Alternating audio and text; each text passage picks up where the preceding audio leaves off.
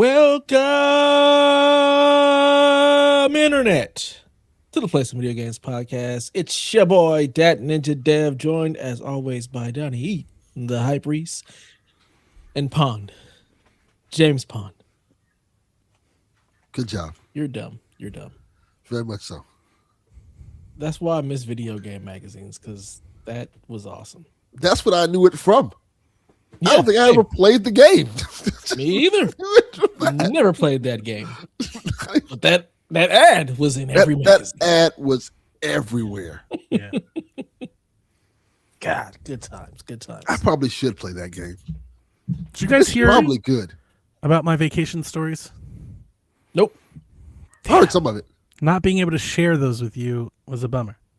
That's why I didn't listen, so you can repeat. I'm not going to repeat all those stories.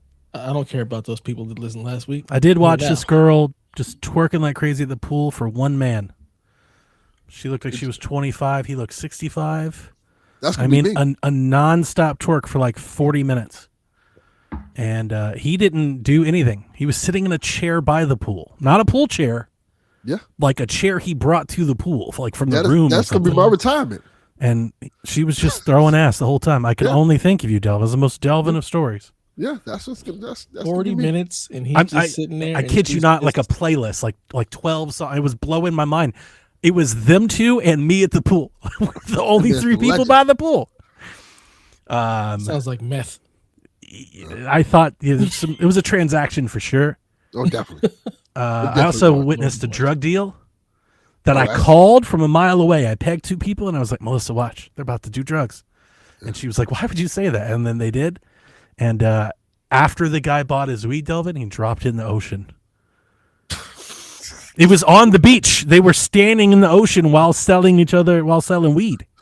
You loser. And dude, was he already high? Like, here's the funniest thing, because I told Melissa, I was like, watch. You could just tell. Like, Delvin, you know what I'm talking about. Yes, I looked at two people and I was like, that dude wants to buy weed. That dude sells weed.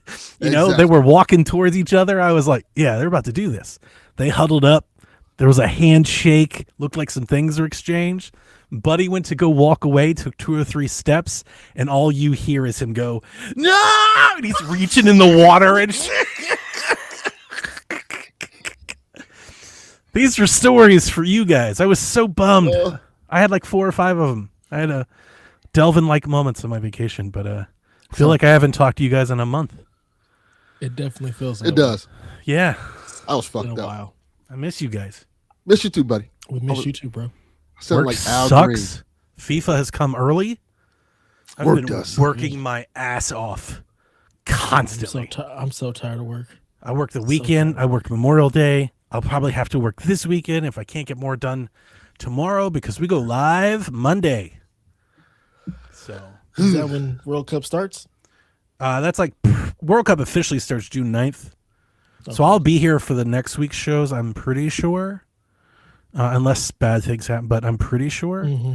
But then after that, you're kind of like on notice. It's going to be like day to day. I have no idea. Yes. If it's going to be like this. It's here. Yeah. Well, I was telling Delvin, he has to try for Shaq. I don't even care if you guys take the month off. You do whatever you want with this function. I don't give it to Haley. Let Haley host it. I don't give a fuck. You cannot take the month off of this show. But you can't do that to Shaq. As much as I would love to take the month off of this show, people would be furious. Why? I don't think people would be furious. Yeah, they would. We deserve a break. We take off January or December. No different. Yeah. I don't think people will be furious, and if they are furious, it's too damn bad. Fast and the Furious. But whatever. Like I said, you guys do whatever you want, but not on Shaq. Delvin, I need you to try. Yeah, you gotta try real hard. I have no choice but to try. Like I actually got to do work. Shit, I had to try to do this episode. These episodes. Show up. Just show up. Yeah. Twilight fan says people would go crazy, Delvin. You've got some backup. Yeah. This is true, John 32. Donkey Kong 64 is coming to NSO. Yes. Wrong show for that. Dev gives not 2 fucks about Donkey Kong. Don't get fucking Donkey Kong off of my airwaves. Good Lord.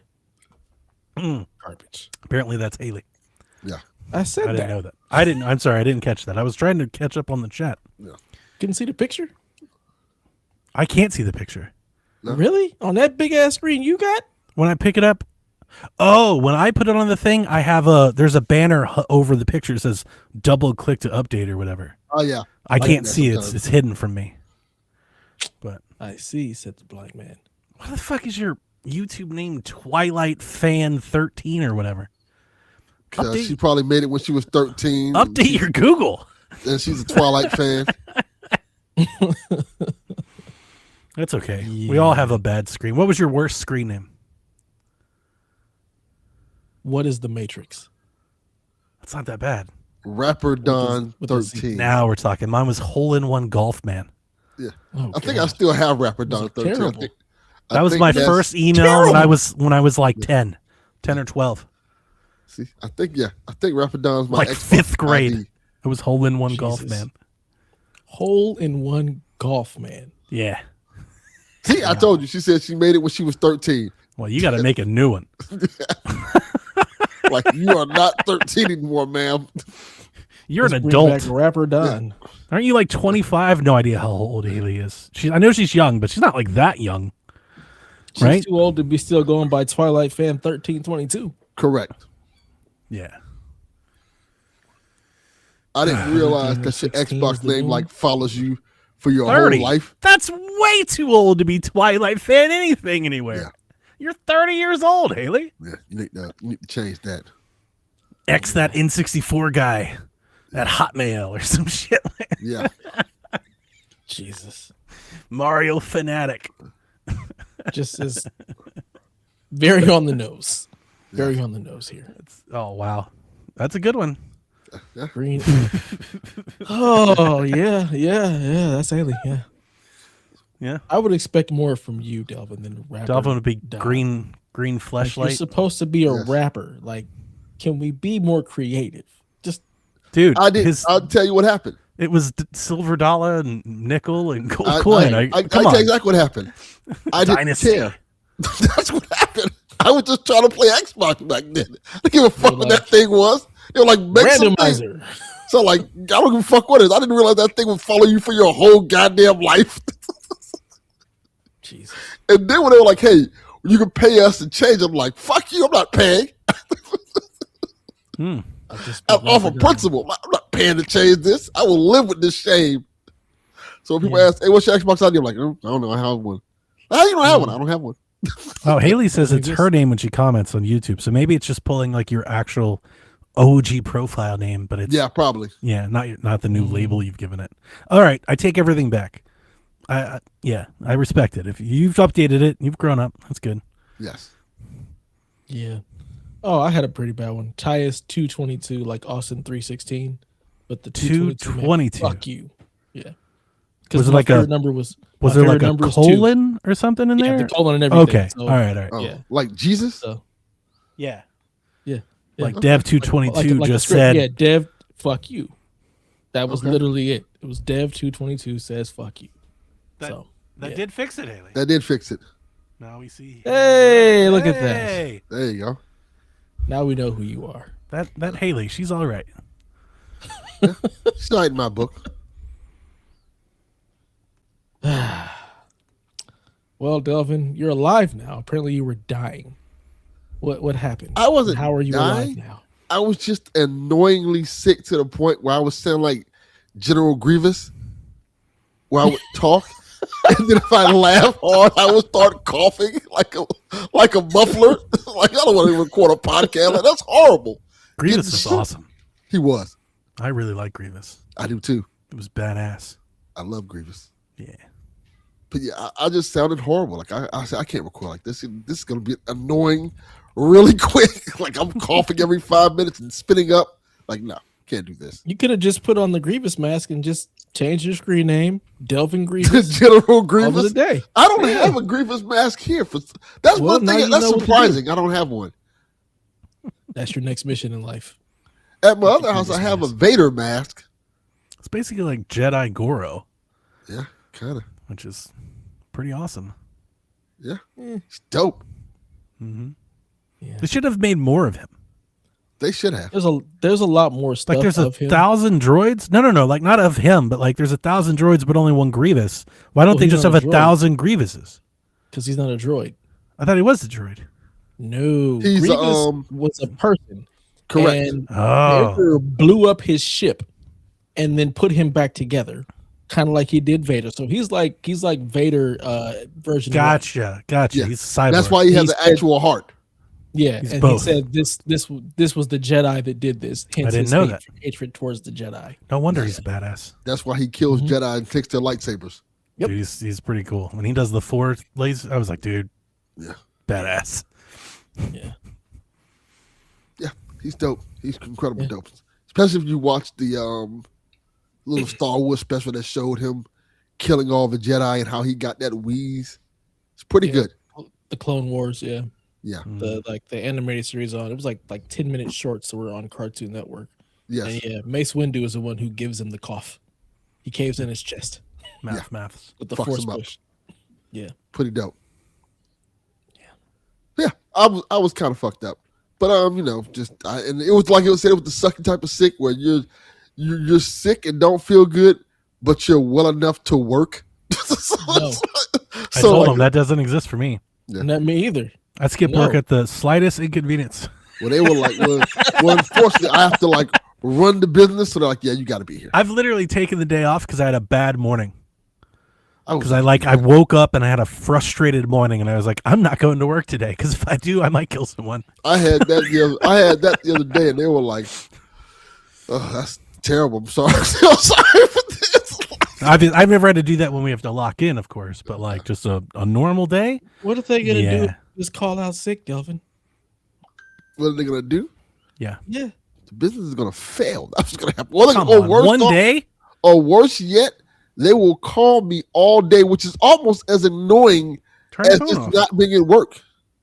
So you don't have to answer. Yeah, Or turn the phone call. off. They'll keep calling. And if I cut my phone off, then they'll call like other people. You could They'll just think I'm put the dead. ringer on silence. Yeah. I'm sick. I was sleeping. What that was this happened a while back. You remember what happened last time I tried to do that when I felt I was so sick? Like police was almost called. I do remember that. Yeah. Yeah. I do They recall. sent but people to Delvin. Yeah. again, you just have to be like, I'm sick. I'm not answering my phone. You just let them know, hey, I'm not responding. Yeah. I'm okay, but I'm not responding. It's Because- a sick day. If I get sick, Show they're like, oh, foot something down. gotta be wrong. He gotta be dying or something. Yeah. Madness. But I did get to play some games. What'd you play, Delvin?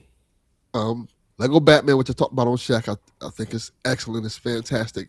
I love the direction of the game. I love what they're doing with it, and I can't wait to play more of it. Even with Bond out, because I love Bond. Well, we'll get to Bond in a second.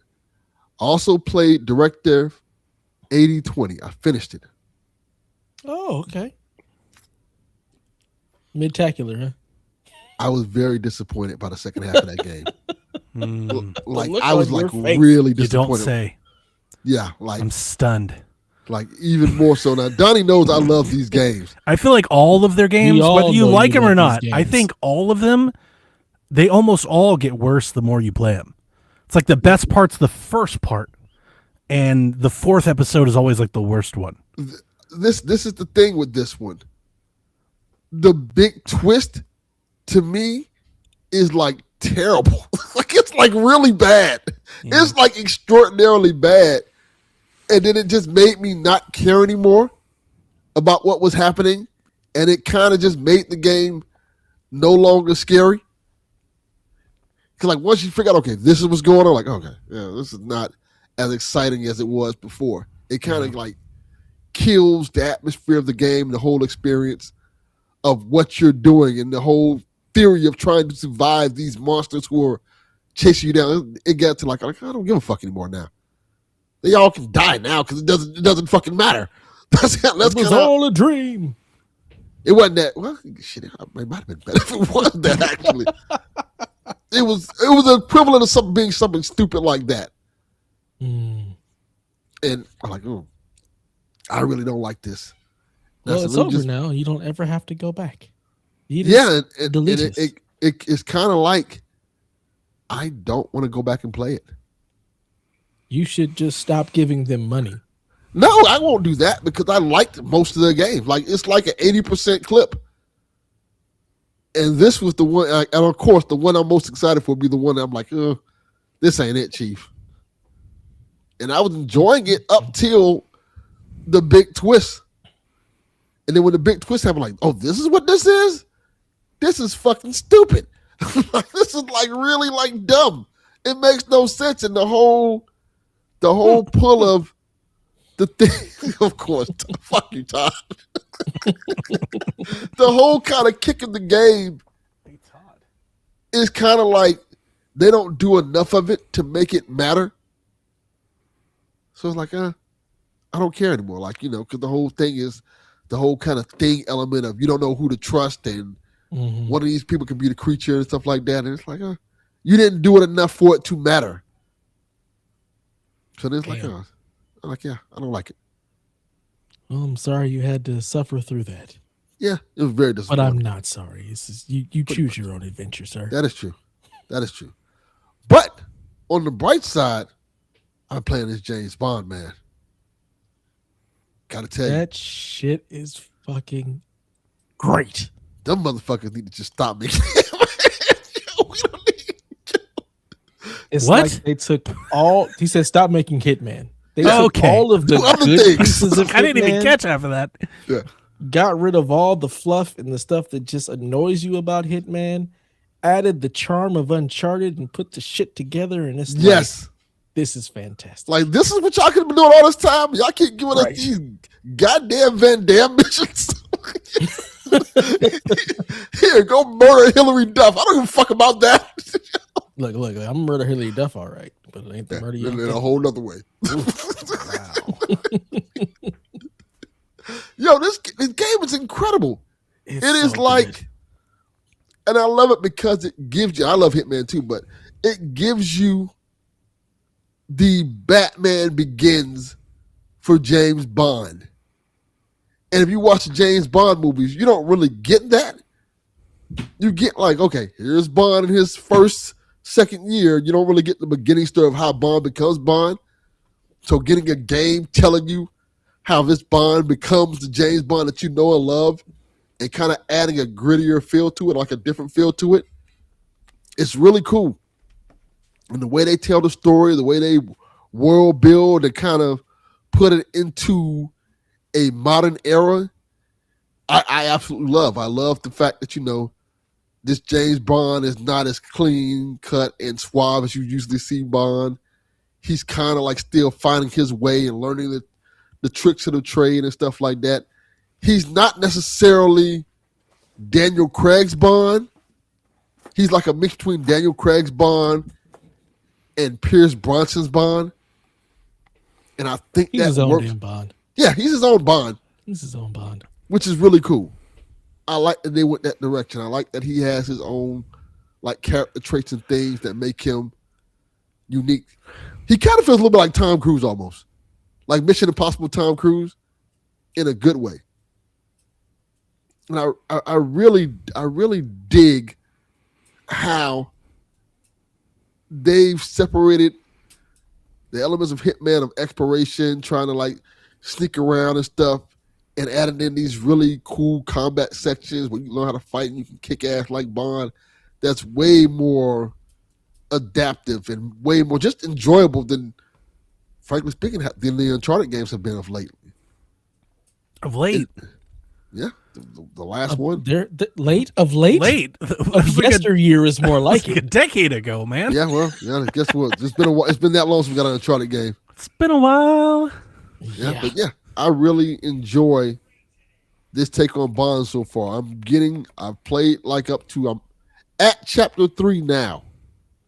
Man, oh man. And so I gotta tell you, that's the mission that they show like during all their vertical slices of what the game is. Yes, and I gotta tell you, boy, this end of the year game of the year conversation is gonna be a really interesting one because I like there are some really good games that's coming this year. Them boys coming. Whoa, them boys coming. Like between Resident Evil, Pragmata, Even Lego Batman. Like, yo, there are some great games this year. I'm loving Lego Yeah. Batman. It's like I've it's got a incredible. great list of games myself. This is a great year for games for sure. But yeah, to echo Delvin's sentiments, like I am absolutely adoring this game. It is everything that I've ever wanted from like an Uncharted type game. Um Hitman, when you're tackling missions, almost feels like you have an overwhelming amount of stuff that you could do, to the Yes, point where it's almost like paralyzing and you're kind of wondering, what should I do? Where with Bond, I feel like the ability to figure out the different options are so much better, so much well, like more well placed. And you can just decide, okay, I'm gonna just do this, or you can continue to kind of walk around and try to figure out all the different options if you really want to. Like you can go and uncover all the different hints and ways to do something, and then pick one. Um, which it's satisfying. It's so much more satisfying than like trying to find the right disguise in Hitman. Like, yeah, and then the cool thing about it is like if you do for some reason get caught or break stealth or whatnot, you just if you can fight and disarm them, it just situation remedy. Like you don't have to worry about trying to find a way back into stealth. It doesn't alert the whole camp or anything like that. It really allows you to play like Bond. And if Bond gets kind of caught and he can take care of that situation real quick, throw somebody in the closet, then yeah. it's good. And you just move on and you can continue the mission. So that has been really nice. And I will say, like, the tutorial and opening into the game is one of the best that I've ever It's experienced. really good. The way they introduce Bond, as well as like his cast of characters, Moneypenny, M, and just everybody he's interacting with is just so well done. There's just so much charm, and you end up really caring for these characters and feeling like, dude, these are my people, this is my group. In the Very same diverse way like an cast. Uncharted does. Yeah, like it's just like, let's do this. And you got a team, you got a squad, and you're like, all right, I need you for this, I need you for that. Let me talk to you, see what you're thinking about this, and let's continue on this mission. Yeah, Like it's just so well done. yeah. The combat is also fun. Brutal. It's not complicated, but it's not super simplistic. Like there's some depth to it that makes it a lot of fun if you want to, really try and be really surgical with stuff. If you want to just go in and just start beating on people, you can. Once you start getting the weapons, it's cool too. And it's grounded enough to the point where like you cannot just take a lot of bullets. Like if you start getting shot, you're gonna die. Like Yes. that section that they show where you're chasing the plane, I died so many times there. It's not even funny. And I'm not playing on hard or anything. It's just on normal. Like you really have to pick and choose your moments when you're going to pop out from cover, or use the environment. Like I think they're really trying to get you to use the environment in ways to eliminate enemies versus just trying to headshot everything or anything, because you're also going to run out of bullets. Like you don't just have an endless supply of bullets. You're going to have to run out and pick up other guns, um, which I think just adds to the thoughtfulness of the level design and how you're going to approach everything. So Yes. having an absolutely wonderful time with it. I'm in chapter 4 and cannot wait to get back to it and continue on this game and see how everything turns out. I can't wait to hear what you have to say after you finish this chapter, Delvin, because it's a Yeah. great It's the game so far is just fantastic. Like I said, I love the characters. I love the world they're building. I love that MI6 feels like MI6 one. in terms of you don't have like a bunch of Americans trying to sound like they're British intelligence as you Right. get sometimes with these type of things. There are actual people like from different countries and parts of the world that are actually part of MI6. Like, okay, this makes sense. You have someone Mhm. who's from Iran. I think it's Iran, right?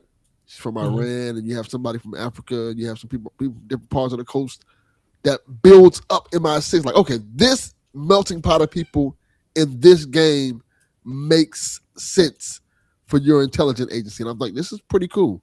It's a great game. It does a lot of really cool things with world building. I really enjoy a lot about it. Yeah. A lot of Super. attention to detail there, which I Oh appreciate. yeah. Oh yeah. And the gadgets are fun too. As I'm opening up more and more gadgets, there's some silly stuff you can do, which is Like what? Always fun. So you've got like all the different mines that you have. Where you have the proximity mines, you've got electric mines. You also have like things you can do in the environment where you can shock people or turn people into each other. You can make people sick, like all of that different stuff to just Nice. kind of make it your own kind of playthrough. And it definitely has that feeling where it's like, I want to go back and try this a different way. Where a lot of games, it's like I could, but I don't really want to. Like this one really feels like I want to see how else this could play out. So like it adds that replayability, me wanting to go back and see how things would go. So I also very much enjoy that as well. It's just excellent game. Let me ask you a question, Dev. Which color watch did you pick? I picked green. I think I picked teal. It's such a like little small detail, but I thought it was a really cool detail where there's a moment in the game, Donnie, when you meet Q, and he brings you a wide selection of these specialty watches to pick out. You have to pick out your own, and it's like a faceplate or band? Both. You have a green band watch? Mm-hmm. All right. Yeah, he gives you, it's like 7 colors you can pick from.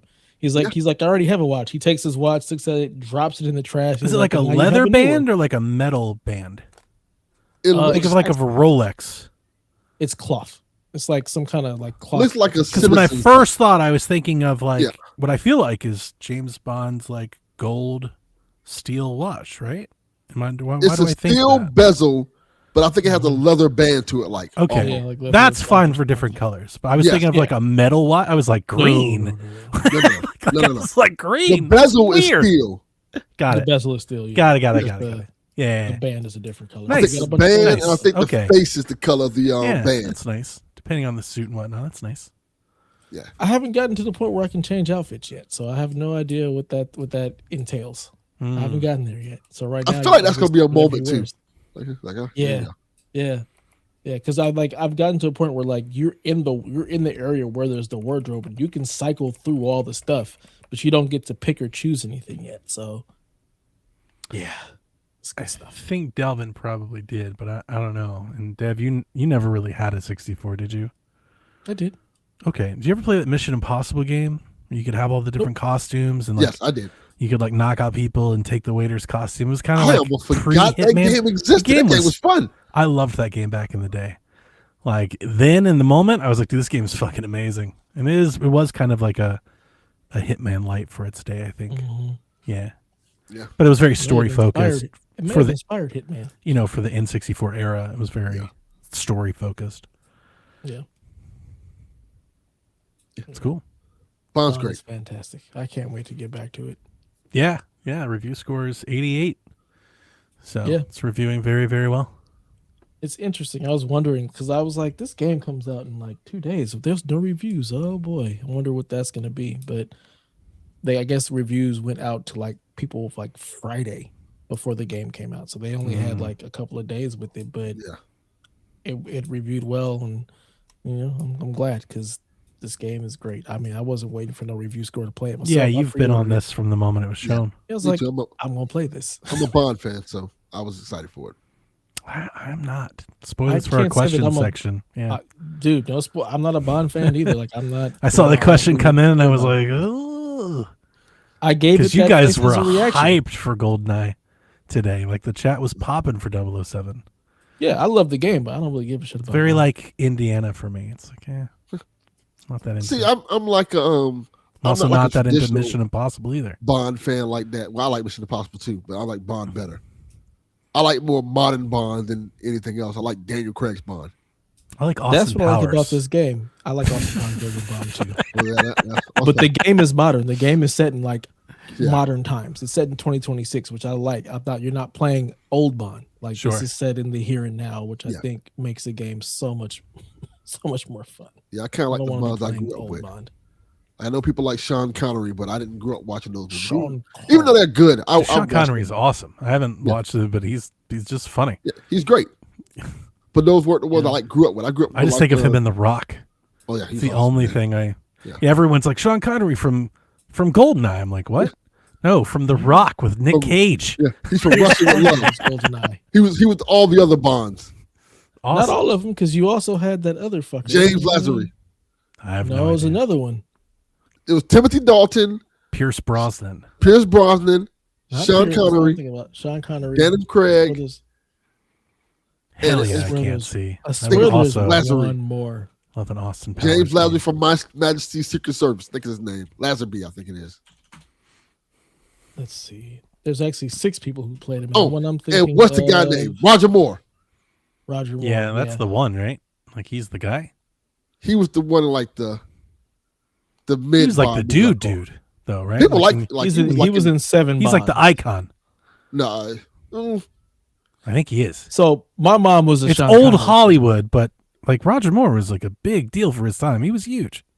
he was a Oh, big no, deal, I'm but not I don't think familiar people about would it. say he's their favorite Bond. They would say Okay. Sean Connery. I wouldn't know. Fuck me if I would. Sean Connery. I'm gonna look it up though. Ranking Bonds. I mean, that's all subjective. I will like let you this know was- who I'm finding. I'm not gonna find one that says it. I'm just gonna pick one. You will. I won't. You will. Yeah, my mom, she had a bunch of Bond movies. but she Instead of only giving had me the Sean bonds as Connery in like banking. bank bonds. It's like, they're like, Donnie, we've seen your search history. You trying to bail out? You trying to get out of All right, something? I'm gonna read you. All right, so we got Screen Rant, Esquire, GQ, Collider, and Entertainment Weekly. Pick 2. Okay. Pick 2. I won't even pick. I'll them. say Screen Rant. Screen Rant. Dev. What were the options again? That's not Entertainment Weekly, Collider, That one. GQ, That one. Esquire. Let's do- you know what? GQ. Let's see what they have. GQ. Yeah, that's a good one. GQ Alright. should give you. We're starting with GQ. They're ranking the actual movies. Yeah, the movies is different. Yeah. Yeah. Failed. 2, I need AI. 3, Where's the AI 4, helping? 5, 6, 7. There's way too many movie. So rankings Sean and- Connery was in 7. Roger Moore was in 7. Everybody else was in like 1 or 2. All right, Copilot says Sean Connery, Roger Moore, Timothy Dalton, Pierce Brosnan. That's their 5. Yeah. Mm-hmm. All right, Collider, Looper, Screen Rant, GQ. We still want to do the same ones? GQ, Screen Rant. GQ, baby. Yeah. All right. Ooh, GQ. Actors definitively ranked. I can't sign up for it because I don't have an account. And do I have to Esquire. subscribe. Hang on, I'm going to see if I can get around This it is real some quick. bullshit.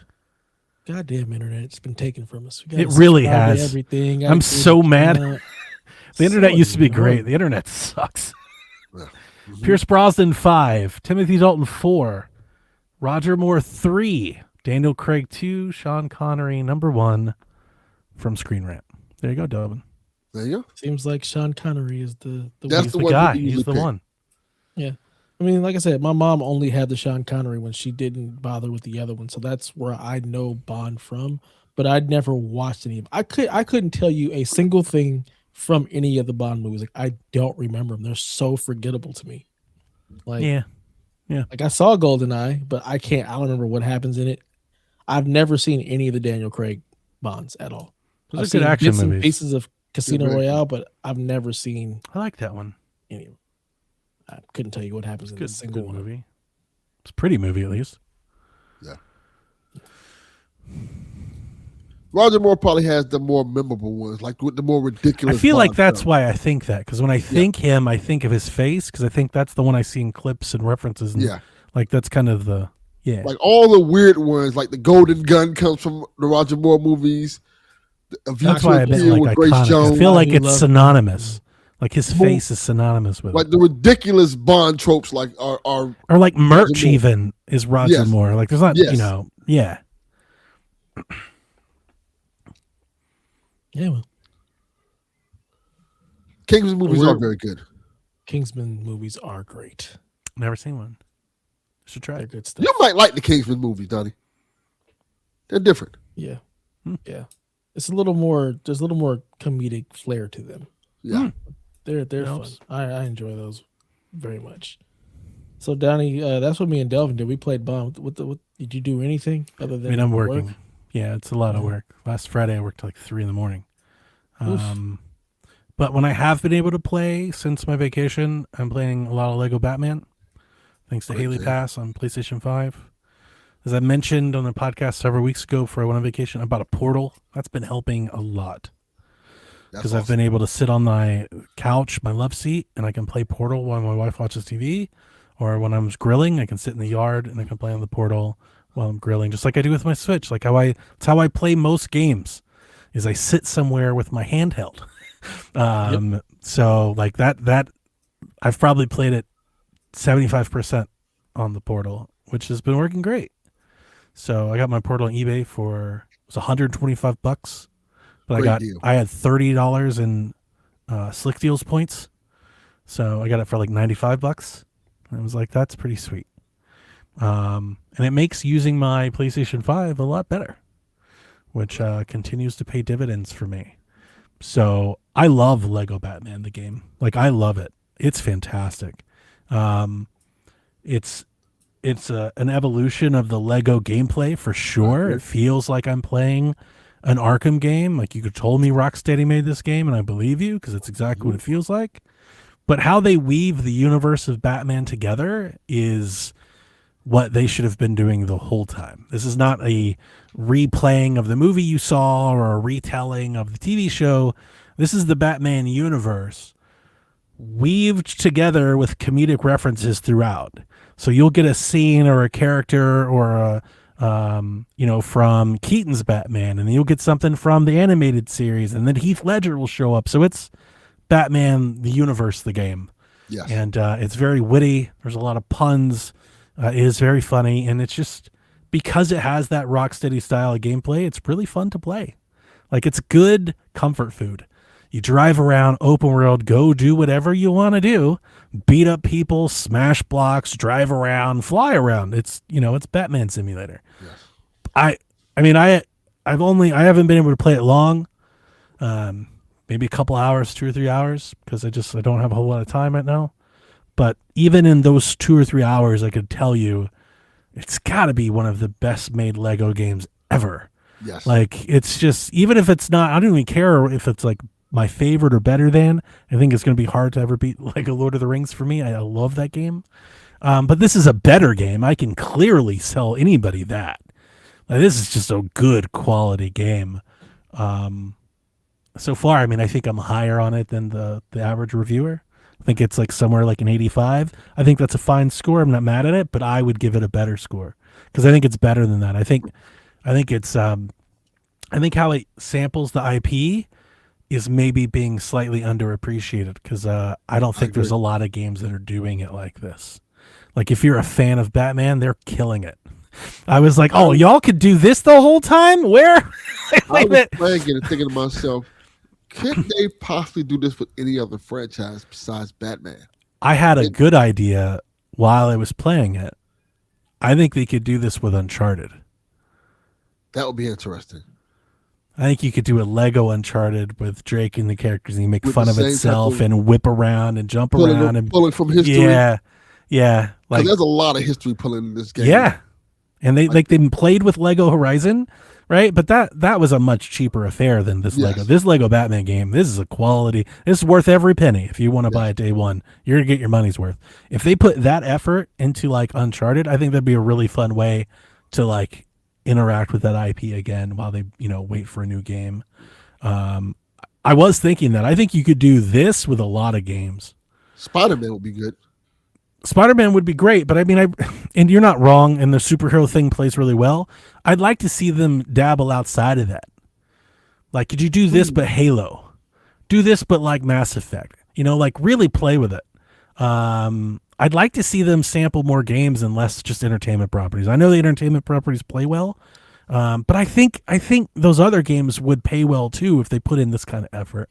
I think so. My whole thing is you have to have enough there to build off of. Like, sure, that's why I was thinking of like so series. much stuff there with Batman. Right? Like, yeah. You know what? Maybe Transformers. Transformers would be great. Yeah, it'd be fantastic. Would work with that. Mm-hmm. Pokemon. So much. Yeah, Pokemon also. Yeah. Yeah, that's why it works. That's why it's so good. I honestly think I think. Oh, I mean, they did that. I love Lord of the Rings. Like this would be this. how. Yeah, like this why hasn't that happened? Yeah. Diablo would be fantastic. Yes. But like I honestly think something like Halo would make a lot of sense. Yeah. Like a shooter. I think Halo is a big property, has wide appeal, right? I think doing something different to maybe like cleanse the palate to get people off of what they think Halo should be, I think could be really fun. Makes sense. But when I was doing the Ra's al Ghul thing and climbing and stuff, I was like, you could absolutely build off of this and make it Uncharted, and it would be really cool. Yeah. Like it's there. So I'm loving Lego Batman. One of my favorite games of the year. We'll see how it keeps going. It's so good. But it feels like you're playing Rocksteady. And it's been a long time. So if you're missing that, go get it. Unfortunately, I'm not enjoying Yoshi nearly as much. Ugh. Yoshi, I don't know. It's just kind of boring. I'm just going to tell you like it is. It's fine. And even for it's simple, and I don't mind a simple game or a kid game, but even for that, it feels really shallow to me. I've been seeing some impressions, some comments on Blue Sky, really praising this game. And I do love its art style. Like looking at it, adore it. It's beautiful. I enjoy that a lot. But, you know, like the whole point of the game is it's basically a puzzle game where you interact with the level to like meet certain objectives. And the whole idea is that they're supposed to be, I feel like the reward is supposed to be like the discovery of playing with the mechanics of the enemies. Yeah. I played through 3 full chapters and a couple other levels. I'm not finding any. Every time I play a level, I just complete the level. There aren't big hidden mysteries. I've even like seen the hints. Like I've had 2 levels where I didn't get them on my first try, but then I jumped back in and got them again. And I'm not saying it's not challenging enough because I understand it's a kiddie game. That's not the point. Is that I thought there'd be more to the discovery. I thought I'd have to try harder to like, I thought there'd be more hidden things. I don't think there is. So it just kind of feels like I'm going around making physics puzzle happen. And it's like, that's fine. It's not bad. I'm not saying it's bad, but I don't know. It's kind of boring. There's no like payoff for this. Now, because of how I was feeling about it, I have since looked up more about the game. There is a payoff eventually. In a further chapter, some of the things you uncover you can use later. Okay. I don't feel like that's worth it for me to keep doing this. Like, that's not enough carrot on the stick. What I'm doing is fine. The game is playing. It looks fine. It's just, I don't know, like, I'm missing, like, the accomplishment of, like, even something as simple as, like, clear the level. You know, it's like, that's not here because you're just kind of, like, making something happen. I don't know. I appreciate that they did something different, and if it's working for others, that's fine. I mean, the game's, I don't think, reviewed, like, super well. It's, you know, it's reviewed okay. I was like 80. But I think I'd probably be more like a 6. And I hate saying that because I love Yoshi. Like, it's one of my favorite characters, and I love Yoshi games. Me and Rebecca argue about this all the time. I love Yoshi's Island and Story and Woolly World and New Yoshi. I just didn't like Crafted World. I was like, it's kind of mid. And this one is also, I'm filing in the kind of mid folder. It's kind of a bummer. I was really looking forward to it, but you know, you win some, you lose some. And for me, Kirby's kind of an L. I would have liked not to have paid as much as I did for this. So, other than that, man, it's a lot of work. The thing that's really upsetting me is while I was on vacation and before, I bought all kinds of toys and they've all started to arrive and I've had no time to fuck with them. I got, as I was showing Todd Oxtra, I got my Retro Fighter 360 controllers for PC. So I got one for Mac and I got a black one that I was going to use for my Steam machine. Tune into that later. Put a pin in that. Yeah. I did get my button from the rando I met on Reddit. So I was able to fix my N64 controller. And if I can get enough work done, I want that to be my project this weekend. I need to update my 64 and then get that new wrestling game, the Starcade edition, and I'd like to play that. And then my last thing that I'll talk about, and I'll do way more about this on Shaq, but I got my MOBA pads, the Pro style Joy-Cons for the Nintendo Switch 2, and I am over the moon. This is exactly what I've been waiting on, and they worked for me right out of the box.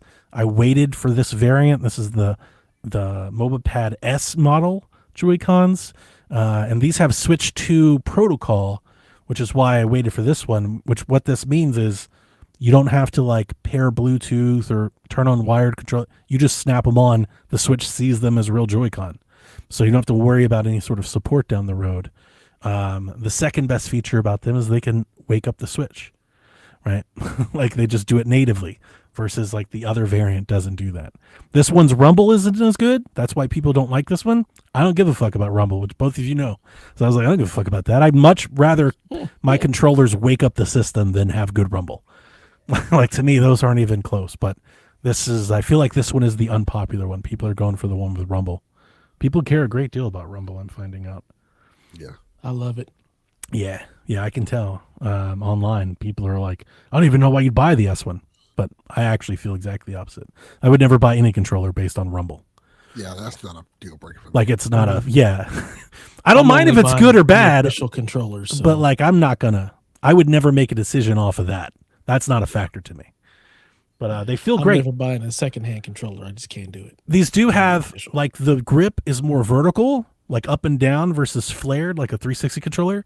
And when I say that, what I basically mean, when you're holding it, it feels a lot like a Steam Deck, like almost exactly, like it feels like a Steam Deck. Ooh. So if you've ever held a Steam Deck, if you get these Joy-Con, that's what your Switch 2 will feel like. It feels like a Steam Deck. It sits in your hand like the same way. So, but I haven't had a lot of time to play it. I would like more time to play all of these toys that I bought. But I don't know if that's going to be in the cards for the next few weeks. Probably not. Yeah. Is it nonstop when you're at work for like? It has been all week. Or? No, I do have a couple off days in between. I mean, I sent you guys my schedule. The first like 2 weeks, it's like full go, and then after it's like the third and the fourth week, we start to get more days off, and that's like maybe I can pop in depending on the schedule. But yeah, and that's if everything's going well. If something goes bad, you forget about it. Like if something goes bad, then yeah, I'm just gone. I won't even see my family if something goes bad. So, damn. I'm not looking forward to it, but I'm ready to get it over with. Hopefully, you get a little moments here and there where you can play with all your wonderful toys. I sent you some screenshots, and I'll just let you know that my work and my efforts have been incredibly well received. Everybody's like, Donnie, this is amazing. And I'm like, yeah, that's right. Show me the money. My boss was Show like, me the raise. Donnie, this is so incredible. I can't believe it. I was like, yeah, it's time to remind people why they give me awards. Which I don't know if our listeners know or care about, but I did receive an award for my work from the vendor. Nice. Destiny wants me to do the Jay-Z like wall of plaques TikTok because it's like my fourth one. So she's like, just put it up there and like scan across it. Have no idea what you're referring to. I think it was Dr. Dre actually. Still have no clue. It's an old song. You say TikTok? Yeah. But yeah, it was nice to tell the new boss that. It's like, yeah, dude. Like, that's why we get national awards. We don't do it good enough. We are the best. This is what I do. This is what I do. And you know me, I chase that feeling. I like that. Mm-hmm. I like impressing others, but two, more importantly, I like when my work helps others. Yep. Like, that's why I do what I do. That's like what I chase. That matters more to me than anything else. My compensation, benefits, like the work I do is why that's why I've stayed. That's why I've been in that position for so long. And that is what I would want for somebody in emergency management. It does not. I mean, for me, it doesn't get any. It's like it's like maybe second to sex. When I can walk in and help a fire department get going and help a police department like start moving and make their jobs easier, more efficient, and make it like when I start, can you do such and such? And I go, yeah. And they're like, what? Like, yeah, we can do that. I love that. So yeah. I'm getting a lot, like work is a lot, but I'm getting a lot of that right now too. So, that's why I stay up till 3 a.m. to get it done. So Nice. thanks, Well, man. Delvin left, so we He can just get into ditched the us. news. He We just do said the I'm out. news. New game releases, as we mentioned, 007 First Light coming in at 88. Mina the Hollow released reviews today, coming in the high 90s, 92 I think average right now. Lots of 10s going around for Yacht Club's release. I hope that means people will buy it. I don't even know what it is. It's like a 2D Zelda like, but like maybe like somewhat Halloween themed. You know, it's from Shovel Knight devs. It's from Yacht Club. This is like their next game. They've been doing Shovel Knight for like a decade. This is like their next big thing. They have been telling people, because they've put so much money for like the last couple of years, they've basically been telling people, like, if this doesn't go well, like, we're in trouble. So it's a great game by all accounts, so hopefully people will show up to buy it. Our next news story, Dev, was about Bungie and Destiny.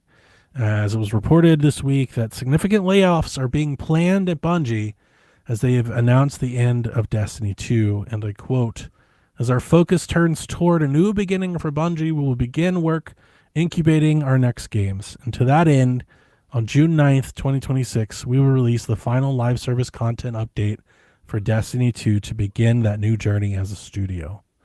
Though active development may be concluding, we will ensure that Destiny 2 remains playable, just as the original Destiny is, and many changes in the final update will aim to ensure that Destiny 2 is a welcoming place for players to return." Bloomberg reports that Bungie shifted focus to Marathon in the short term, with many devs already being moved over. And as I mentioned, there's a lot of speculation on what this means for the studio overall, because Jason Schreier also reported that they're currently not working on another project, and that many of their devs found out about this Destiny news when the news went up. So a lot of the devs at Bungie didn't know either. So I guess people are bracing for probably some very heavy layoffs. It's been talked about for some time. Bungie's fit or profitability or working with PlayStation. What do you think, Dev? You're a Destiny guy. I mean, Destiny died a long time ago. This isn't news. It died with the final shape. The final shape was what should have the end. ended Destiny. They kept going because profitability instead of trying to pivot to let's start development on Destiny 3. The problem with all of these games is you can only have so many games as a service that actually have enough people constantly spending money for them to actually survive, which is why none of them have survived. Destiny is one of like 5 that continually have been around. It came out when the there's a- PlayStation 4 launched, right? no, it came out before. Well, So we've it had came like out after because like it was also on 15 PS3. years of Destiny. It's been forever. No, it's been 12. Oh, I think close enough. actually I think it's 11. I think this is I year tried. 11. Yeah. Okay. Destiny That's a good originally run. had a 10-year plan. Like there was a 10-year plan for Destiny, and they kept going. That's why again the final shape was year 10, and it made sense to end that because that had always been the plan. But When did this Destiny game come out? was Sorry, I'm still. I Is want it to say 14? I want to say 2014. That would be, 12 years. yeah, I guess. Yeah, 12. Yeah. But again, like they always said, this is supposed to be as a 10-year plan. But it's been plagued since it came out. Like it's always had weird issues around player count, I never really being able understood to Destiny. sustain. The problem with Destiny is like at its heart, it wants to be World of Warcraft. Right. Like that's truly what it should have been from jump. And I think that's initially what it wanted to be. When you look at the way the game released, the original Destiny, the way it came out, it was missing so many pieces. And if you look at the Vidocs that they released originally, there's so many story beats that they showed that ended up not coming out until D2 or later. And we found out that like they had cut a bunch of content because Activision was trying to get it to where you release the game and then every 3 months or something like that, there's this new expansion. That's not sustainable and it's not realistic. What they should have done, and quite honestly, what the game should have been was like World of Warcraft, where you have a subscription. The original World of Warcraft came out in 2004. Its first expansion didn't come out until 2007. So you have 4 years of vanilla WoW building, you have the campaign is incredible. Like to get to level 60 in the original World of Warcraft took forever, and then the game begins. That's what Destiny really was, because with Destiny, once you played the campaign and you got through it, you had the grind to get to, I want to say it was level 30. And that grind took a long time. And you could only get to 30 if you did the raid and if you did the hard mode raid to get all the things to actually build your character out. So it really did have that chase. You'd finish the campaign, and I can't tell you how many nights we spent just going through nightfalls and dungeons and all of this stuff trying to get raid ready. And then the amount of time we spent at the raid, like there was that chase. And if they had really put all, if Activision had allowed them to really put all the stuff they wanted to into the original campaign, into the original Destiny, and then was able to stretch that out, it'd be a totally different story, because you would have had all of that chase. Like I don't think they ever really planned on making a Destiny 2. I think it was supposed to just be Destiny. Just like it's World of Warcraft. Yeah. And you get these expansions every couple of years. Yeah. But, and again, that only works if you have a subscription model.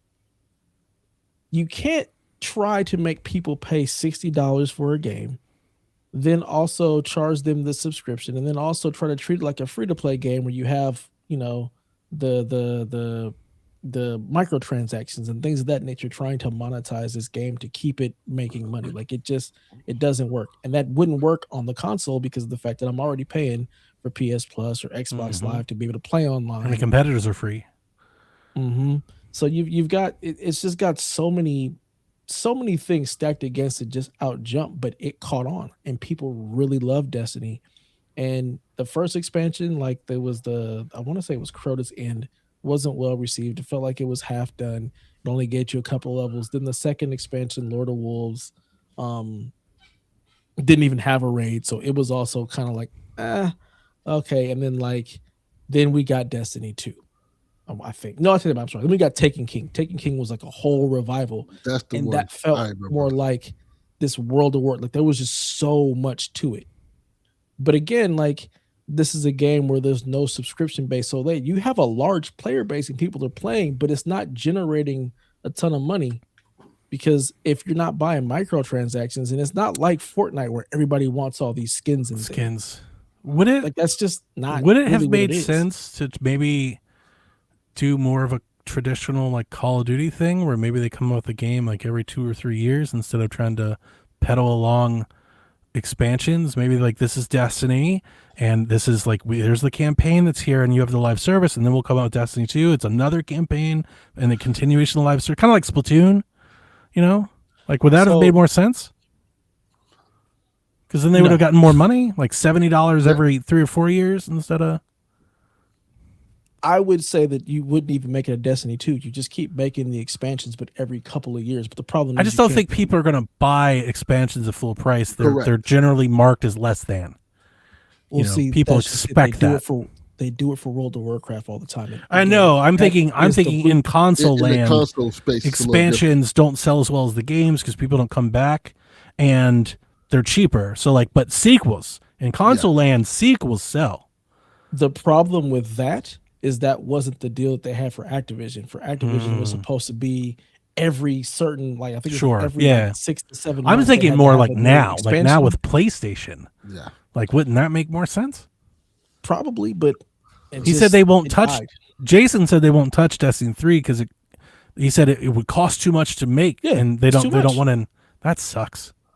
Yeah, and again, if you could have it where there is a subscription base to where you have people playing $15 a month instead of doing all the microtransactions and the battle passes and stuff, if you were able to do that and give the level of content that a World of Warcraft does, then absolutely would make sense. It's really hard to generate more Destiny content than World of Warcraft content, right? No shame towards World of Warcraft. I know they do a great job, but the production levels are very different. No, I think they're World of Warcraft has come a long way.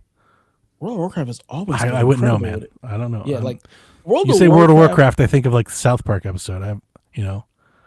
Even with that, I mean, you got to think about that was back then. But the game, the way it looks has dramatically changed. It looks better, but like their cutscenes, their content, like I know the everything cutscenes. is Yeah, I know they're top crazy. notch. I would say it's The just the core gameplay. with the core gameplay, again, it's still going. Like that's Sure, one of sure. from 2004, still going. Mm-hmm. So I think that they could do something like that, but the cost, they would have had to start that with Destiny 2. It would have had to have been like, Yeah. look, we're gonna give you this incredible campaign. You're gonna play it for 3 years Yeah. before the next thing happens. But they didn't do that. And Destiny 2 was not received well. Like its campaign was cool, like the Red War was great, but then there was just shallow. There was nothing left to do. And I think the biggest problem is these companies aren't okay with people not playing the game. It's okay. Let us miss it. Let it go away. Let us play. We've given you the $60, you know. Let us come back when there's something for us to do. Give us a reason to come back. But if you're just trying to keep us in your forever game active and there's nothing users. there, what good is that? Even if it's monthly active users, if they're not shopping in the Eververse, you're not getting any money from them. listened They've already to, given you the money for it. It's weird. Bob Wolf's podcast today, I and don't know who that is. yeah, he's a YouTuber. He said, Bob Wolf? he said you can't even play the Destiny 2 campaign anymore. Like they pulled it out. It's gone. Long time ago. That's Yeah, crazy. the They original- made stuff and they're like, just no more. Why would Part you of it was put all that work into it and then take it away? It's the cost. So again, and it's because we're making this stuff for consoles. But like versus campaign, PC. what's the cost? cost- It's already made. The cost of upkeep, the cost of constantly converting it into whatever the newer engine is, as well as the size of the game. But it Destiny gets to 2's the point. newer. Destiny They've been 2 making Destiny. There's not like a Destiny 3. There isn't, but because Destiny 2 has been out for 10 years? 8 years, 8 years? 8-9 years at this point, like there's campaigns that on top of campaigns, that on top of campaigns. So they on top switch of something like expansion. mid-gen? Yeah, so I want to say Okay. between like before. I wanna Okay, say, but I wanna say it was my like only thing before, is like, it's still content. I would think you would do like Destiny 2 Classic, like back combat, and then like a new version, like we get with like new games, right? Like this is the new one. You can't. It doesn't work with your old Sure. one. You got If to it- upgrade or something. if it wasn't a shared world where everything ties into everything else, it needs to be like World of Warcraft, I where it gotcha. doesn't go away. Yeah. You can go back to all these places because I all just of figured this- you could play the campaign like offline. It just strikes me I don't know how much that campaign cost or what it was removed, but let's say it was $50 million from the studio's time, and they just took it back. It's like that doesn't make any sense.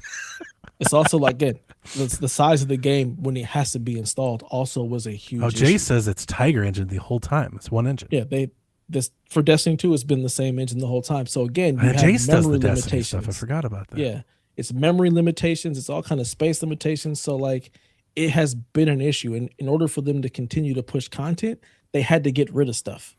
Which the Red War. I was wondering if it's campaign like a is one of those size things thing. that Would they like. Destiny be like 500 gigs or something? It probably would. It's really large now. I think it's like 190. Yeah, Like it's that it's a might be big it. game. So Anyway, you it doesn't have really that. matter. But yeah, the Red What is War this- campaign, which was amazing, gone. What does this mean for Bungie? It means they make Marathon. But Marathon doesn't sound like it's going so well. And I want to say this: everybody that I have listened to or in our Discord has played Marathon. I think they all like it. So it's like a weird thing for me. I'm not seeing anybody like playing Marathon. Like everybody that's like, I'm playing Marathon and I love it.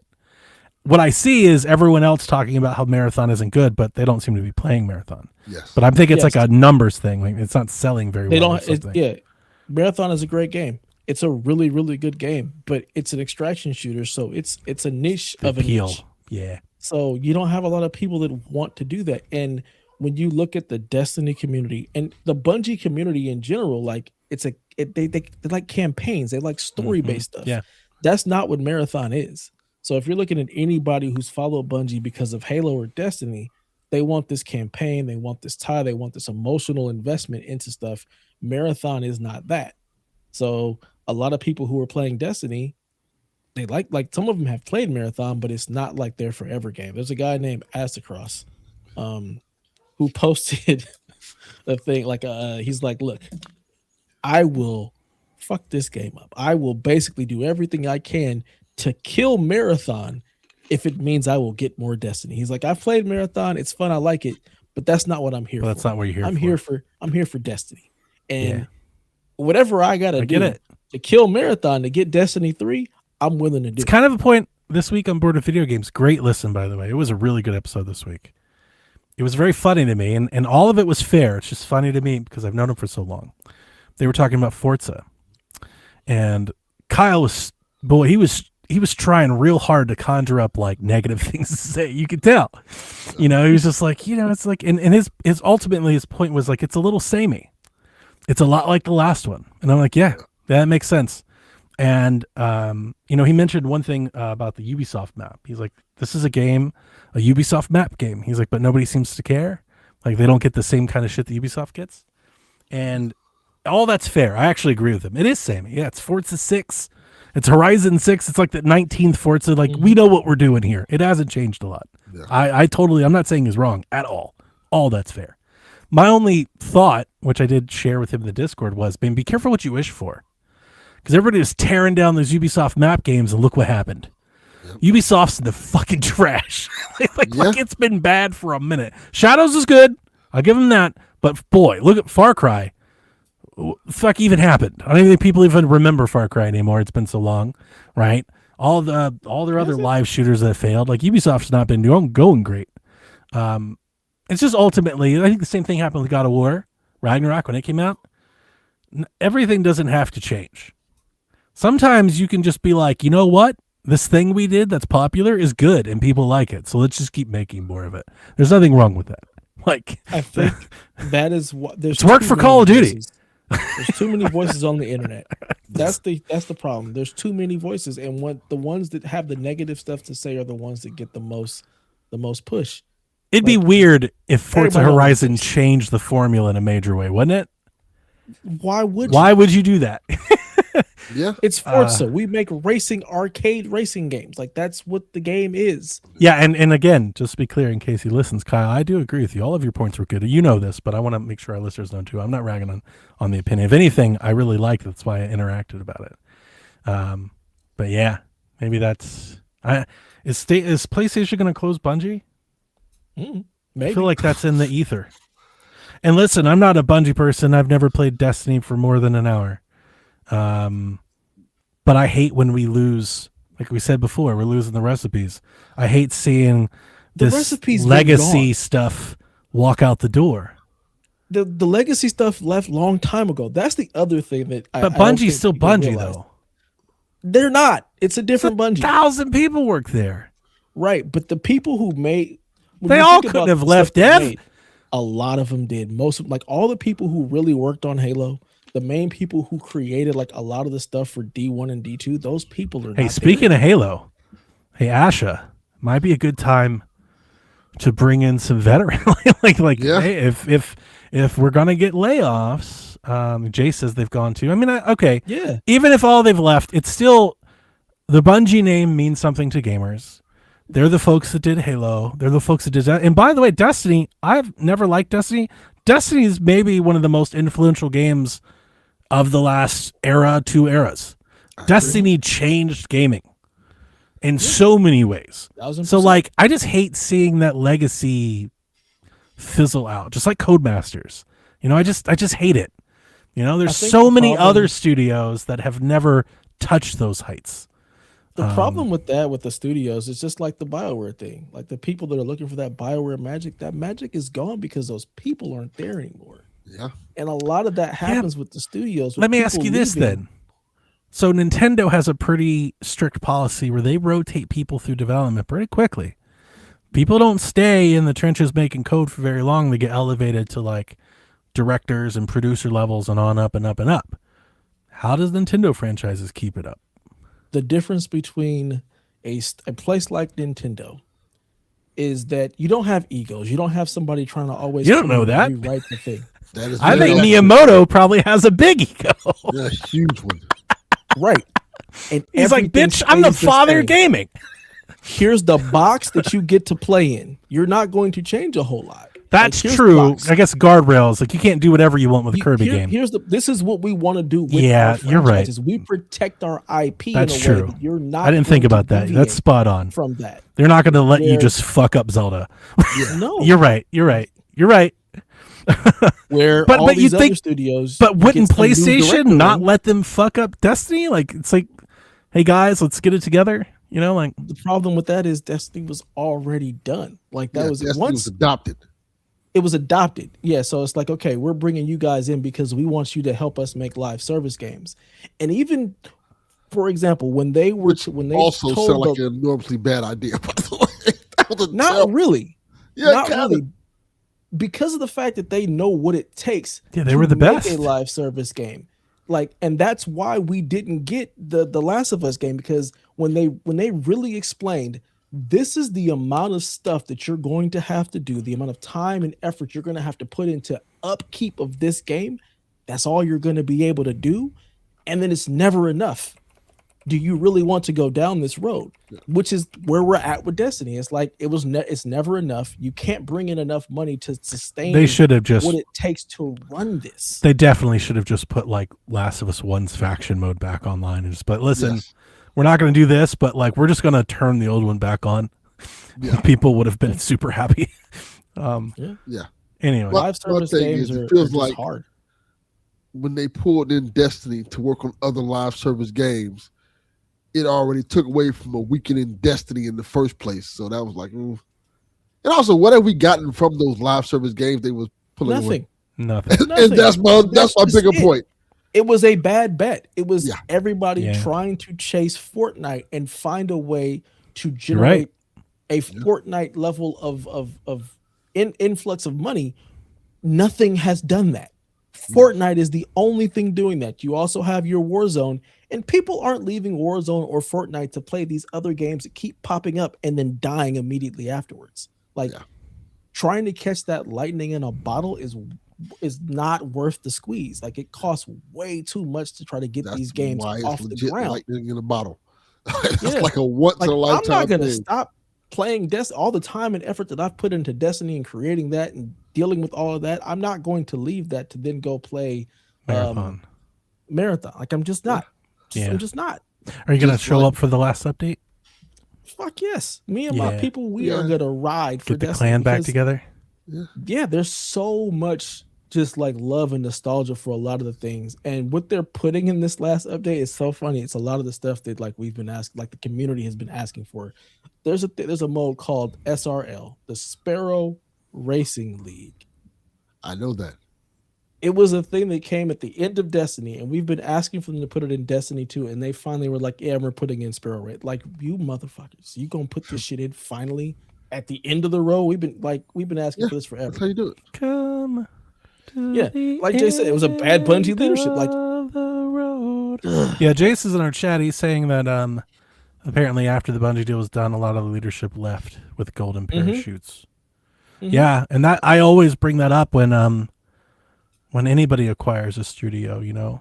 Like when Shinji left Tango, it's like, what the fuck did you just buy? Like the whole point is to buy the creative mind that made this studio something. Like if they're leaving, what did you just buy? Now you just have Yeah, a what's the- room what's full the of people. point?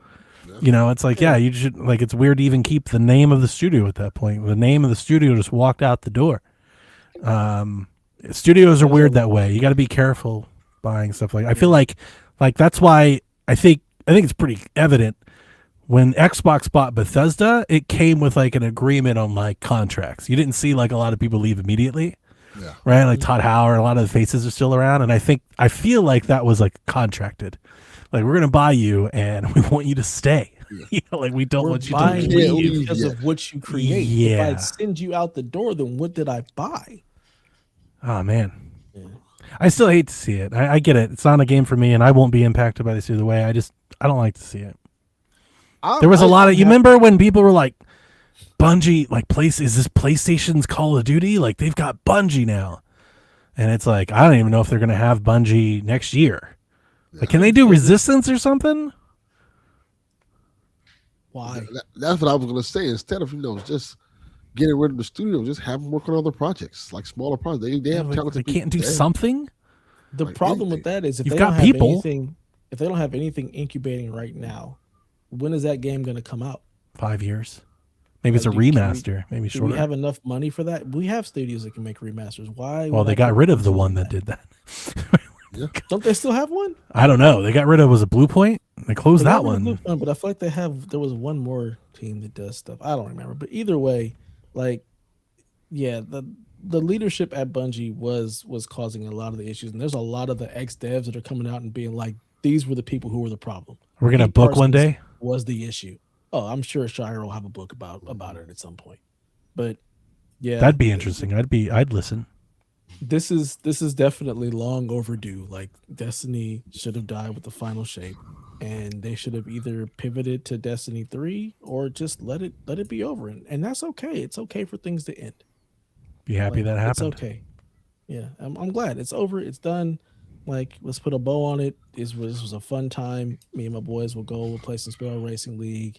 We'll try to find all the little Easter eggs to figure out, how they're tying up some of the loose ends. But other than that, it was a great time. I've got tons of Destiny merch, and it'll always have a special place in my heart. And if there's a Destiny 3 sometime down the road, I'll check it out.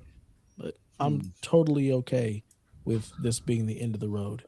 As far as Bungie going away, I personally don't care because I'm not a Bungie person. I'm a Destiny person. Yeah. Rest in peace, Destiny. Yeah. Peace. Yep. Sony has trademarked Break In ahead of its state of play. I saw being rumored that this could be a rebrand of Fair Games. That is as much as I've looked into this. I don't know if that's even remotely true. I just saw it speculated. I think everybody's kind of speculating that, and I don't care. I want Fair Games to die. I'm tired of all of this service. Get them the fuck out of here. Go make more Bond. I felt like when I was on the show with Sean, we were talking about like maybe some predictions, and I was like, I feel like PlayStation, like I want to be clear, they don't need anything because they're on top of the world. They own the console market. They're great. But I feel like with their fans, like a little goodwill, I feel like they need like a couple like doubles, maybe like a remaster, a new game of like just like a, you know what I'm saying? Like a bread and butter PlayStation game. Like I feel like they need two. Like they're just too short. Yes. I think if they just had two, it'd go a long way for everybody to just kind of get over this live service failure fatigue that I feel like PlayStation's just kind of had around them for a couple years.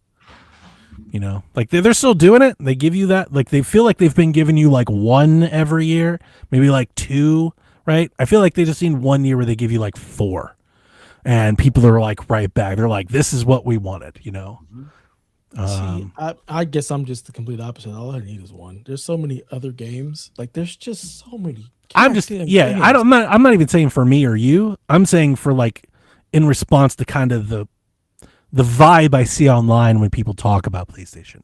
We got Saros, and then we got Wolverine coming. That's enough, people. Sean told me Saros isn't doing well. Yeah, it was never going to sell well. But it's not doing even as good as the last one. Like it's not doing well. I'm not surprised by that at all. I thought it was better. Great game. It is.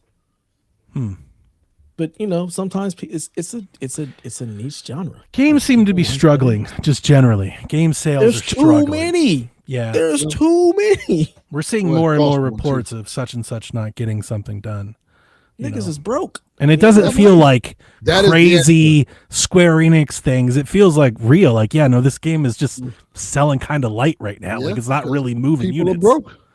It cost me $190 to fill up my 2 cars. Yeah, you're right. And I'm gonna have to do that again. Listen, we got more price increases to talk about. So we know. Yeah, it's only getting more and more expensive. You are correct, though. Strauss Zelnick confirms GTA 6 hope renewed. It is planned for this November, and he said that the marketing will begin. He said this summer. He said something else. I don't remember exactly. He said it won't be in a couple weeks. He said, but this summer. I was thinking that a trailer for this might pop up at the Game Fest, whatever, around that time. Maybe it means it's a little later, but Strauss says State of Play would make a lot of sense. I think this was before that was even announced. State of Play would make the most sense. You're absolutely right. But yeah, I was thinking that would kick off soon. I just figured at the time I was thinking they must have a deal because I feel like this close, if they did it, they would have already shown it in my head. I feel like they would have got out in front of all this. But yeah, it seems like it's on track and it'll be soon. That's What's good. funny is does GTA need to get out in front of everything? Anything? No. It's just GTA them. just takes away. Yeah, everything. no. I'm It's like, just them. I feel like if they were gonna keep the data themselves, I just feel like they would have started now. Like, why wait until June? But maybe they would just want to wait till June. I don't know. Like, they can do whatever they want. It's just my take on the matter. I felt like the closer and closer we got to June, the more likely it'd be included in some show. Yeah. Than them. Like, I feel like it'd be weird for them to drop the trailer like June 25th on their own. It's like, we just had all these shows. You could have been there. Like, but yeah, they can do that. They can do whatever the fuck they want to do. They can put that shit on the back of milk cartons and sell 1 million units or 1 billion units. It doesn't matter. It's GTA. they cannot put out anything and it'll still sell. Yeah, they could literally just send a postcard. GTA comes out November 1st, just a blank memo. People would get excited. So, yeah, I know you guys are both excited. Like, I can play it now, so I'm pretty excited myself. You can play it on your Portal. I can. I'm pretty excited. Yeah. I like that Portal dev. I like it a lot. I told you it's a nice piece of kit. It gets the job done. Yeah, and it's like super cheap and very comfortable. It's very light. Oh, I don't like the charging port. I don't like the back. I got a fucking sticker. Like, why is it there? Look, I don't like that. You need to get the dock. the little dock because it puts a little magnetic charger in that and you just cradle it. It's lovely. That's what I do. Send me a link. That's all I have it. I'll send you. And it I didn't know they had a RGB. dock. Yeah.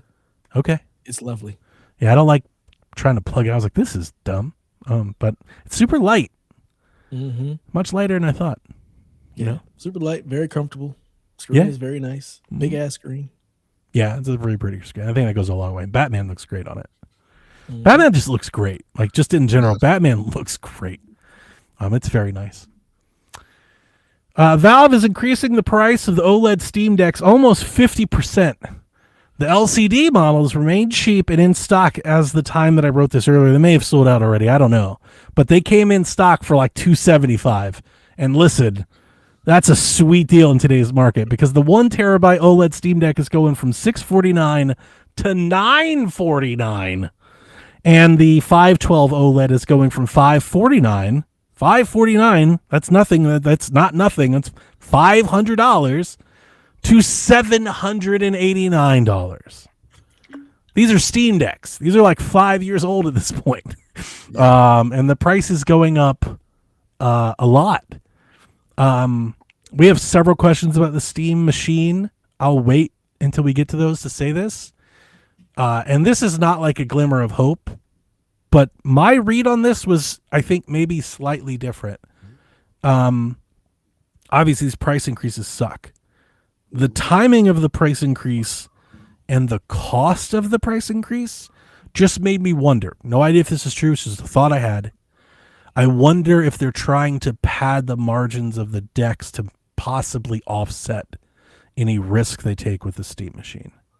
Everyone kind of saw this and went, Steam machine is going to be $1,500. And it might. But I'm wondering if they were like, listen, most people that got a Steam Deck has got one.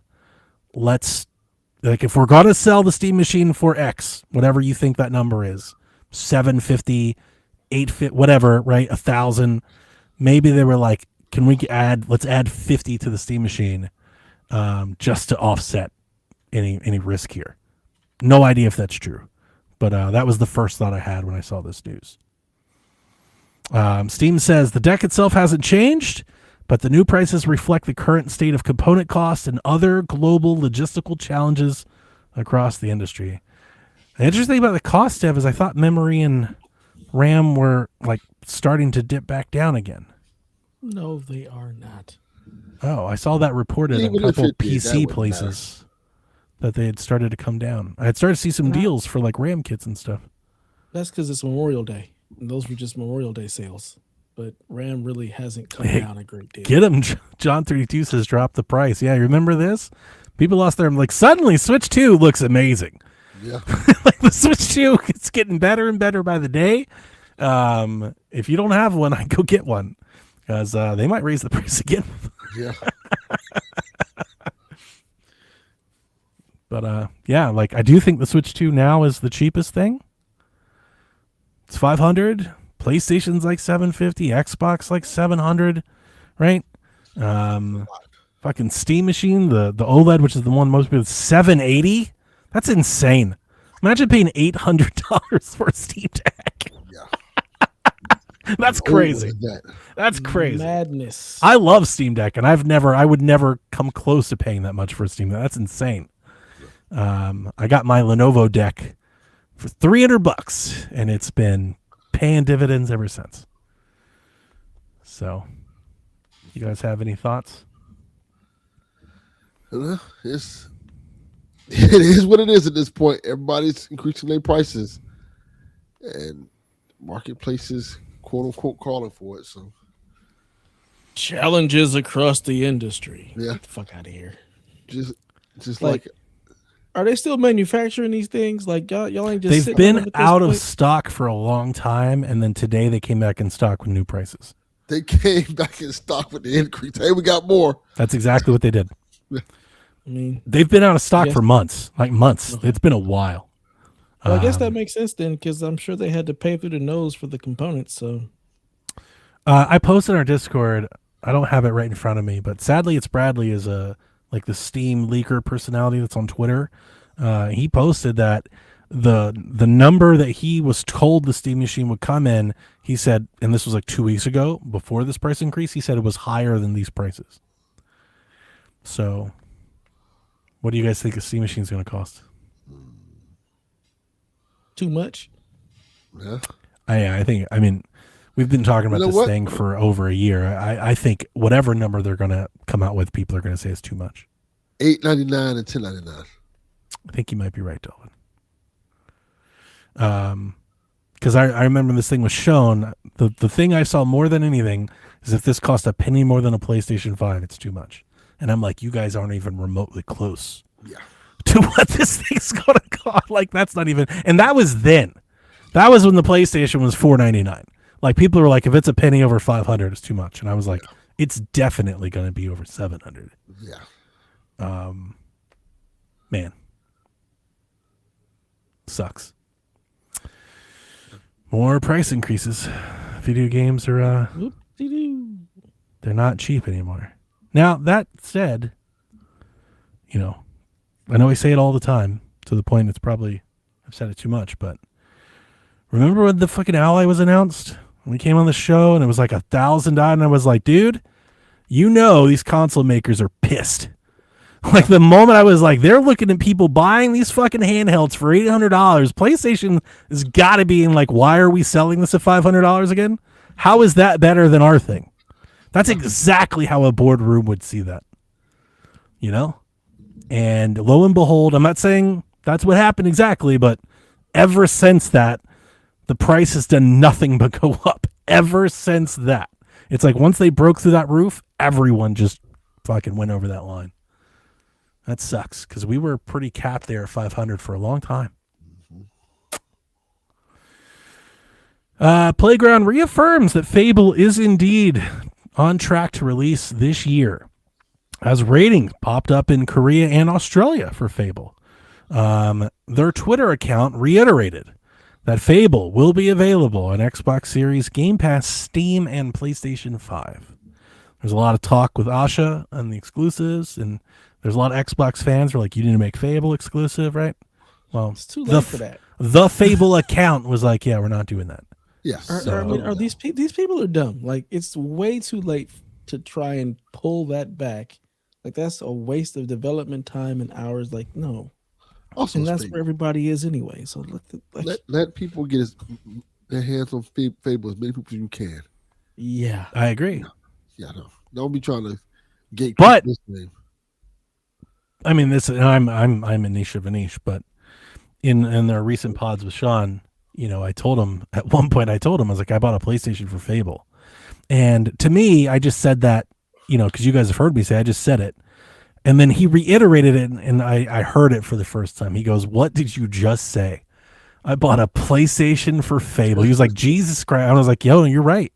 Yeah, you're right. So if Xbox is serious about turning around, that's the kind of shit you got to do, because I would buy an Xbox for Fable if I had to. I would.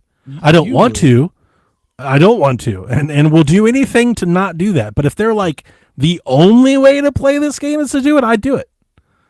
Yeah, but again, like you said, you're a niche of a niche. I'm a and niche you of a bought niche. the PlayStation because the Xboxes were too expensive. I wanted to buy it, I couldn't.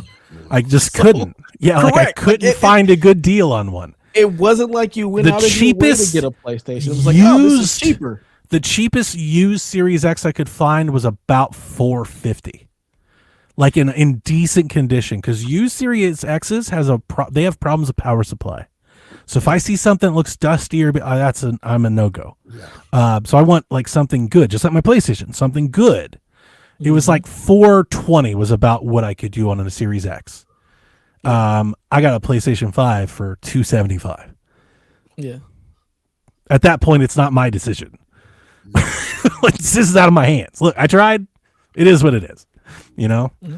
So, but yeah, Fable's coming out. It will come to PlayStation 5. And yeah, maybe they can sell me a Helix or an Xbox 8 years from now when they make Fable 2 or whatever. Like, but that is one of the games I would buy hardware for. As evidence, I did. I bought hardware for it. I bought the PlayStation 5 hardware for it. Yeah, and you're one of those people that's that niche of an audience where you have. I don't think many people would buy hardware for Fable. Exactly, like that's the difference. I don't think a lot of people are buying hardware specifically for games. I wonder how many people are buying Fable. I'm not lying to you. After like what Gears has done, like I'm actually scared that like it's got to be really. If it's got really good reviews, I think it'll sell. But if it's like kind of mid, I don't know if Fable does numbers. Yeah, people can wait, and that's the other issue. Like I said, there's too many games. Like, Fable's okay. I got GTA, I got Wolverine, I got this. Right. There's just like if GTA and Fable came out the same day, that's not a question to me. Yeah, it's no question I'm playing Fable. A month apart, 2 months apart. But yeah, I've got to be like one of 19 people that would say that. There's a dozen of you. Yeah, there might be a dozen of us. CD Projekt Red has officially announced a third expansion for The Witcher 3 Wild Hunt called Songs of the Past. It's coming next year. It was announced for consoles and PC, not Nintendo Switch. I assume when this comes out, the Switch 2 will get an updated version of Witcher 3. But who knows? But it wasn't announced today, so just your other consoles.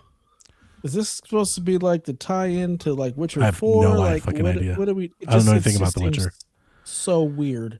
It's a game In 2027, you're getting an update, a DLC for a game that came out like 13 years ago. I wanted to get into The Witcher 3 because it got so much praise, and our Discord loved it.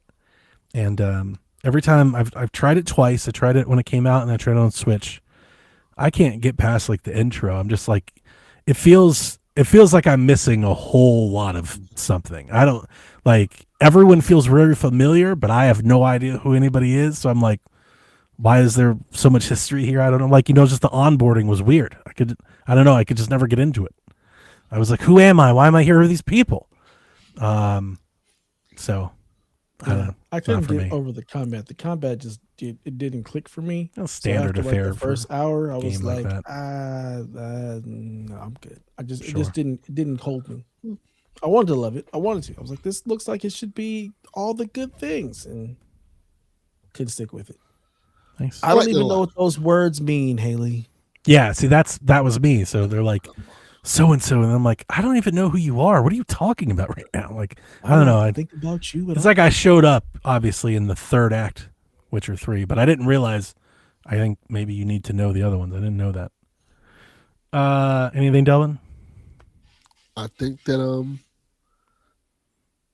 just the best way to describe it is like, man, we just gotta just wait and see, man. I think I like The Witcher. I kind of want Witcher 4. I'm like, I almost want like, why are we? They showed it to you, right? It looks dope. I was like, if you have a good onboarding, I'll play Witcher 4 for sure. Yeah, I played Witcher 3. I like Witcher 3 a lot. It's great. I'm excited for that. I get this game like I feel like I've been playing Witcher 3 forever now. You have. Yeah, it's literally been like almost GTA levels of Witcher. Like, like what do you mean almost? It is. It is. Yeah. Yeah. But it's like, I like Witcher, so I guess I gotta go back into it again one more time. one last ride to go back into play with your 3 again. Just dust it off. Maybe I'll just like go back and like start it over on PS5 just till I get to this game. Okay. In the rumor Witcher 3 section, came out in 2015. yeah. In a rumor section, Korea has lifted the veil on probably some announcements at the Summer Games Fest with ratings for Lego Skylines and Persona 4 Revival. Neither one of those games have been announced yet. So you can probably expect those to be announced. I think Lego Skylines sounds awesome. That does. Yeah, we both picked up on that. I was like, Skylines and Lego sounds really cool.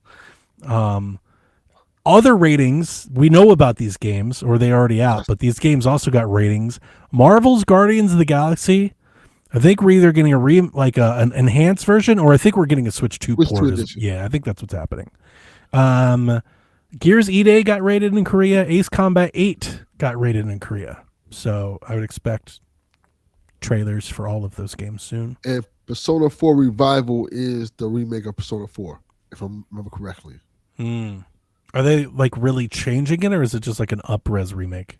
Is it like remake or remaster? I think it's like a remake. I was gonna say, because Persona 4 still looks pretty great. Like, does it need more? So they're gonna like redo it. Yeah. Oh, that's a big deal. People love Persona 4. Yeah, Persona 4 is like one of the best ones. That's a big deal. Golden is like a remake of it, so it's a remake of a remake. Oh, they're taking the Last of Us treatment, huh? Revival's announced, but no date yet for Persona 4. The Crazy Taxi Twitter account woke up this week. So remember a couple years ago, Sega was like, we're going to redo these. We're going to have a new Streets of Rage, do Crazy Taxi, thing like that. Sounds like Crazy Taxi's probably first up. It's about to get a trailer. I'm down to Crazy Taxi again. I love Crazy Taxi. Yeah, I'm as long as the soundtrack's good, I'm happy to give that a go. One of my favorite arcade games of all time. Actually, if they had a Crazy Taxi arcade cabinet, I'd get one of those in here. Yeah, Crazy Taxi's great. And our last one, Nate the Hate, says Rayman will be in the PlayStation Showcase. And this has been kind of leaking all day today. It's coming out in October, and it's apparently Rayman Legends Retold. So that we knew Rayman Legends was coming back. Like, we knew that with the Rayman anniversary. Now we kind of know a little bit more about it. Should be at the PlayStation show. They've got to seriously change what this game is to make me even remotely interested in buying it again. I have Rayman Legends. I love the game. On Switch, it looks great. Like my daughter was playing it last year, if you don't remember. Remember, she went to college. She wanted me to download the UbiArt game. So we had Rayman. We downloaded Rayman and Child of Light. Dude, Rayman looks fantastic on a Switch OLED. Like crazy good. I can't imagine wanting to buy a remake of Rayman Legends unless it's different. Like if it's Rayman Legends, but it's like a new game somehow. Maybe. For those of you who've never played it, Rayman Legends is awesome.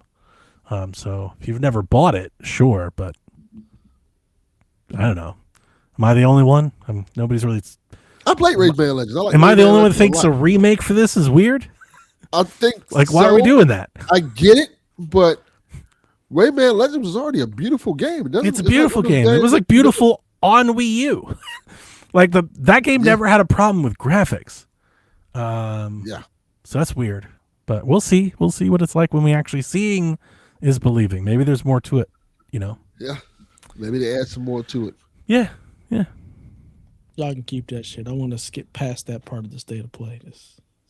Of course you do. Are you going to go to the theater? Hell no. No, he's not. You used to do that though, right? Yeah, when I lived in LA and they had theaters. Well, he had a soul. There's Happy nothing Dev out here. I'd have to drive 3 hours to LA to do that. And no thank you. I get it. Yeah, I wouldn't either. Home is good. I'm excited though. I'm excited to watch it. Raymond. That would be a funny, imagine making like an indie dev. You make a Rayman but you call it Raymond. Yeah. That's hilarious. Can I make it Rain Man instead? Yeah. You do that. That's a sequel. Yeah. Rain Man. Yeah. It's just any other way of saying Rayman. Yeah. That's funny. That's it for the news this week. All right. Sweet.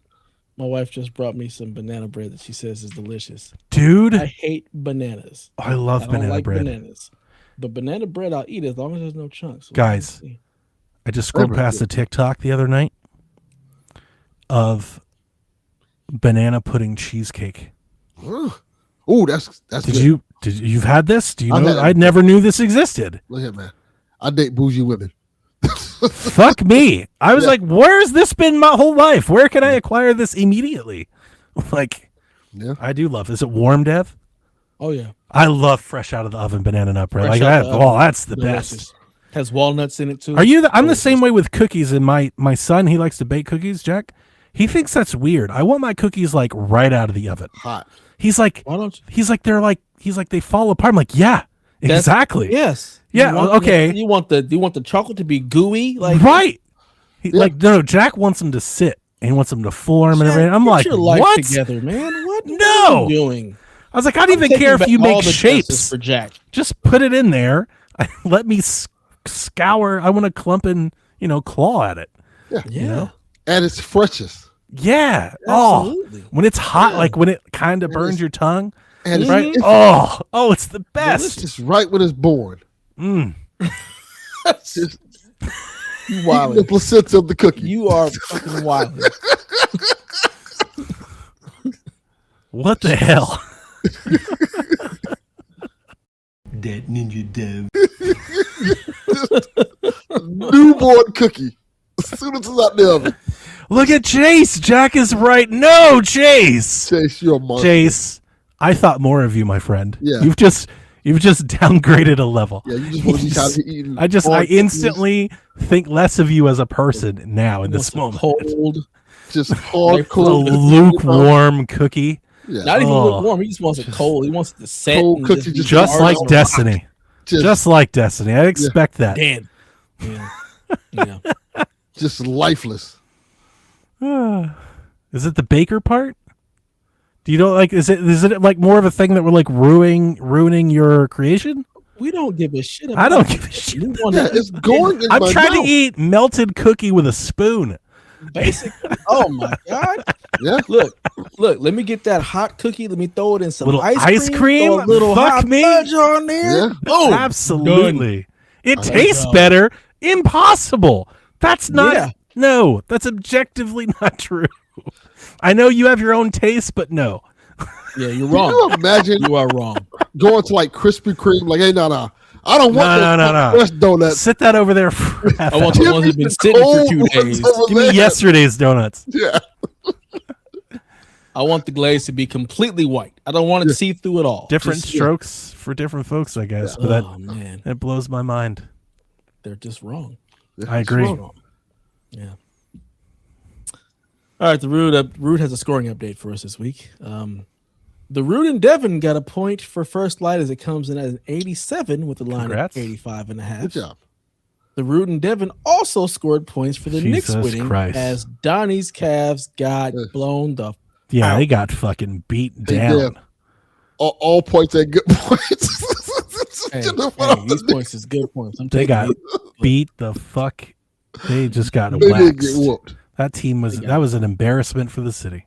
No, yeah. And it's Yeah, hard to yeah. say that because that team accomplished what I think only 8 or 9 other Cavs team ever did, is even make the conference finals. Like it's like that's a top 10 season in Cavaliers history, but Boy. absolute trash.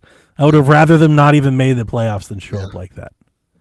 It's pretty bad, pretty bad. I think the Rude called it. He said after the game 1 loss that it'd be something to lay down, and I always knew that was there. It's a soft team. But the way they played in game 1, I was like, but they played very well. And I just didn't see any reason to give up. You come back, you That win was- game 2, that's a series. It's an even series, you're good to go. You know, That was but their last gas. That's all they had in the tank. it really felt like that. It really felt like I've never. They went 7 games with the Raptors, didn't they? And like 7. Who they I played before think that? they did 7 in every series. Detroit. Yeah. See, yeah, they It were. was 7-7. I do think you're right. They did run out of gas. Well, the They're Knicks gonna were just cruising on easy street. they're gonna They blow ain't up. lost a game. I know they're gonna blow up the team. They're gonna make major move. I think. Yeah. You know how Dan Gilbert is. He said this team is nowhere near where it needs to be, and they were one of the top 4 teams in the league. So I think I was gonna say, I think they're close. They need close. somebody The to hot just I don't- carry Donovan. I don't think they have the ammo, but the hot rumor is that everyone thinks they're going to trade Evan Mobley for Giannis, and that does work. So If I'm the Bucks, why do I do that? you get you get the best player you can get in a trade for Giannis. So I don't think anybody can give you a better player. You may get Going other back to the things. lottery. You can get picks and stuff, but you can't get a better player. He's like a 3-time All-Star Defensive Player of the Year on a rookie deal, Yes, he's extended 3 years. Like, yeah. Every time I hear Giannis's name, I think of that AEW clip. Oh yeah, It's on time. Yeah. It's Tony Khan. I don't know. I do think Giannis is a step in the right direction, but I don't know if Giannis solves this team's problems. He doesn't. I've told you guys. I mean, you guys heard it a bunch. I just don't think whatever the it factor, the dog toughness, and whatever you want to call it, Donovan Mitchell doesn't have it, and neither has any team he's ever played on. Yeah, he's Robin. He ain't Batman. Like when he's your leader, they just don't have it. Maybe Giannis changes that. I don't know if it does. I don't know Giannis that well. I don't think Giannis so. helps. I think LeBron changes it. I don't think Giannis changes it. Yeah, I think Giannis is just there. I don't believe in Giannis. I never really have. Well, he did He's it a before. good I've seen player. him, so I think maybe him and He did it Donovan would once. be good. But Once you do it one time, you can do it again. once all the Knicks did was pack the paint, take the roll away, and they just dared James Harden and Donovan Mitchell to beat them, and they couldn't. It's They James couldn't. Which is a damn He's shame. cursed. So Is he? Yeah, That's who he is. He's not cursed. It's just who he is. it's just Any James team- Harden. yeah, I any actually, team- here's the thing: James Harden gets a lot of shit. I watched a- every playoff game that he was in. I think, considering his age, I think James Harden played pretty well generally. He had a lot of turnovers, but he always does. But I mean, I think you got a lot out of I think you got more than you would have expected out of James Harden just in this playoffs overall. That is true. He gets a lot of shit, and like he's not the reason they lost. No, he's not. Like that's the issue. He's not the reason they lost, and in fact, he's the reason they won a few games. He's not the reason they lost that series at all. So I mean, they got you also out have to give it to rebounded. the Knicks. They got out rebounded playing two centers. They're like the only team in the league that plays two centers, and they got out rebounded like 2-1. Okay, that's not James Harden's problem. Not at all. I mean, you also have to give it to the Knicks. The Knicks are The Knicks, I thought going to the series, I thought this is an even. Like I think these teams are even talent wise.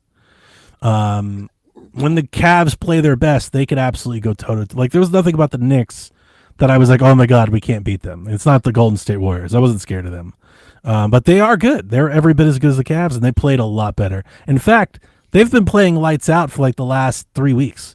Yeah, they're on a hot streak. Yeah, like once they got challenged, they kind of woke up. They've been shooting better, and they've been good. I have no shame in losing to the Knicks. And they definitely earned it. They wiped the floor with this. This team laid down. They just quit. That's the part that hurts worse because I do think if you played hard, I think that's a series, at least 6 or 7 games. But they just quit. They just gave up. bitch assness. Yeah. Yep. So, Delvin, you didn't phone in your answers last week. You could have and got some points, but you chose not to. Nah. Yeah. So, therefore, the score right now is the Rude and Devin 4, Donnie and Delvin 3. Double tress. That's fine. So it's anybody's game at this point. This Yep. we're neck and neck. Just getting started. All right, question time. Magnum TK. He says 2026 has had numerous Game of the Year contenders: Resident Evil Requiem, Pragmata, Mixtape, Pocopia, Forza Horizon 6, Lego Batman, 007, and more. Plus, GTA 6 isn't even out yet. Mm-hmm. My opinion, this is the most Star Fox. stacked a Game of the Year list has been. What has been your favorite so far, as his is Pragmata? Requiem is still at the top of my current list. Resident Evil. I've only played one of those games.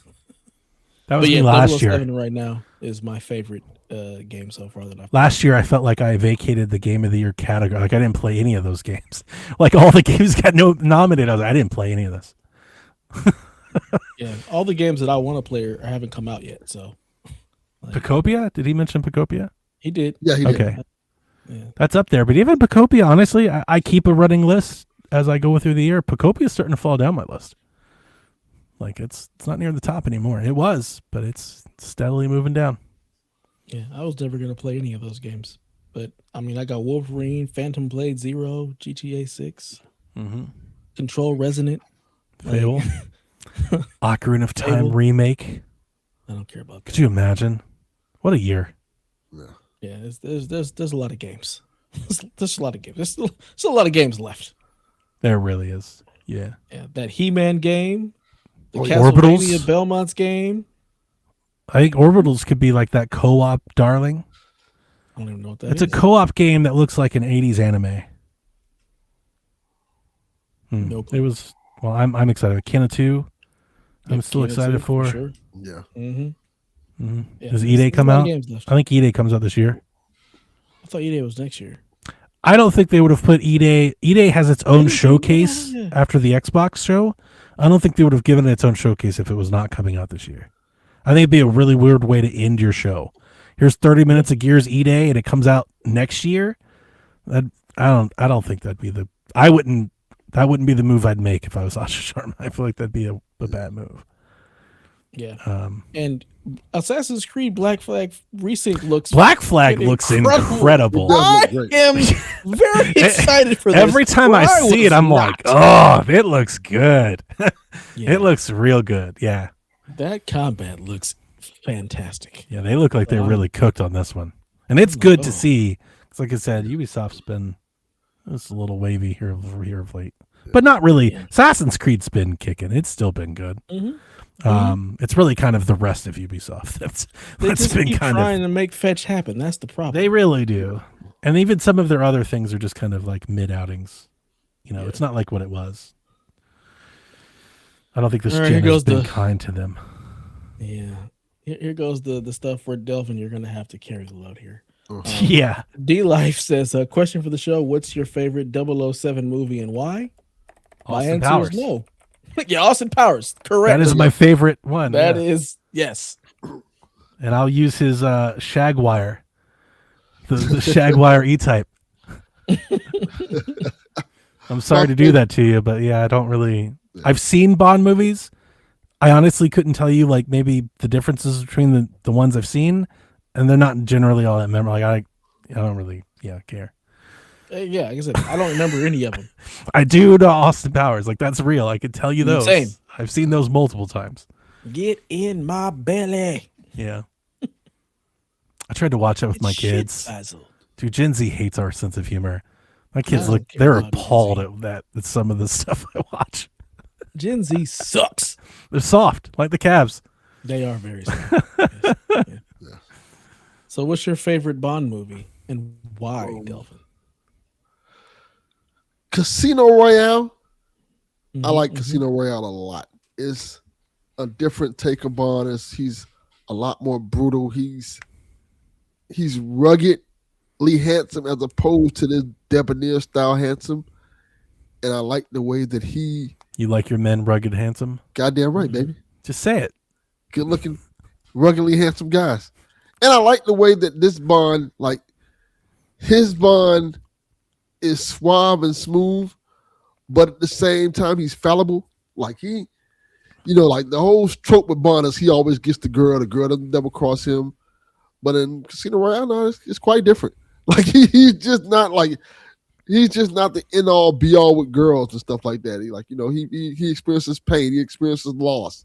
He's a Bond who goes through It's a shit. real dude, Yeah, pretty just much. like you. Guy. That scene with the chair is one of the most brutal scenes in a movie I've seen in a while. I have no idea what you're talking Yeah, about. you never heard the scene? Okay. It's a scene where Bond gets captured by the guys, right? And they tie him. So far, you've named every Bond movie. No, this is different. Let's keep whittling it down. They capture him and they put him in a chair and he's tied to a chair. they We're take- still every Bond movie. Still there. He's naked and they take like Uh-oh. a sock and they're using the sock like loaded with Oh boy, like this rock is pepper. dangerous. and hitting him in the Okay. balls with it. Okay. I was like, where's this going, Delvin? Yeah, they're torturing him that way. Okay. All right. So they And do it's- Full Metal Jacket on James Bond. Yeah. Okay. So you like it? I don't it's your remember that favorite at all. because of torture scenes. Got it. No, And it's how just good he brutal. looks. The movie. I love that he said my favorite movie is X, and his first point was how good he looks in the movie. Goddamn good-looking man. Daniel Craig's Really a stud handsome, muffin. and he's beating people in the balls. Delvin and my Look, wife the watch winner. James Bond movies for the exact same reason. Goddamn right, hot men. Big meaty meat slapping meat. Goddamn right. Also, I feel Stingray like wants to that know. movie took a lot of things from like the Jason Bourne movies. Because after the Bond movies, all the gadgets and stuff like that, Bond being smooth, they're like, nah, we want Bond to throw some hands. That's one. That's a series I'd like to try and watch again because I feel like I watched one of the Bourne movies and I kind of liked it. Yeah. I love the Bourne movies. But here's the Bourne thing, movies are and maybe a awesome. hot take. I've tried to watch, I think, 4 or 5 Mission Impossible movies, and I think I've hated every one of them. Like every one I've seen, I'm like, oh, I don't like this. I will say this. The Mission Impossible movies get a lot better the older they get.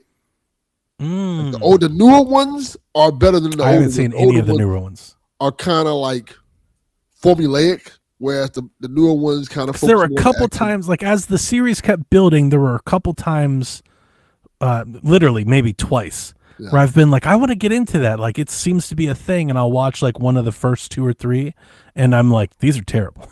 Like I never watched the first couple of them are kind of like basic, but like kind of like Fast and Furious in a way. Yeah, like kind 4 of. or 5. Yeah, I'm it just not as switches up, and I'm it's not like, as okay. into it as. Yeah. I don't mind Fast and Furious being bad. That's kind of why I watch it. But yeah, I just never had that kind of want to do that with Mission Same type Impossible. of trajectory. Like around like 4 or 5, it changes. They changed it a little bit, and it gets like, oh, this is pretty good now. But one of the Bournes I liked. I don't remember which one, but one of them I got into like on a Sunday afternoon. I was like, this is pretty good. Yeah, the Bourne movies are pretty good. I should give that a try. It's good, Woozy. The banana bread. Great. I Bourne don't movies like are banana bread. I have nothing.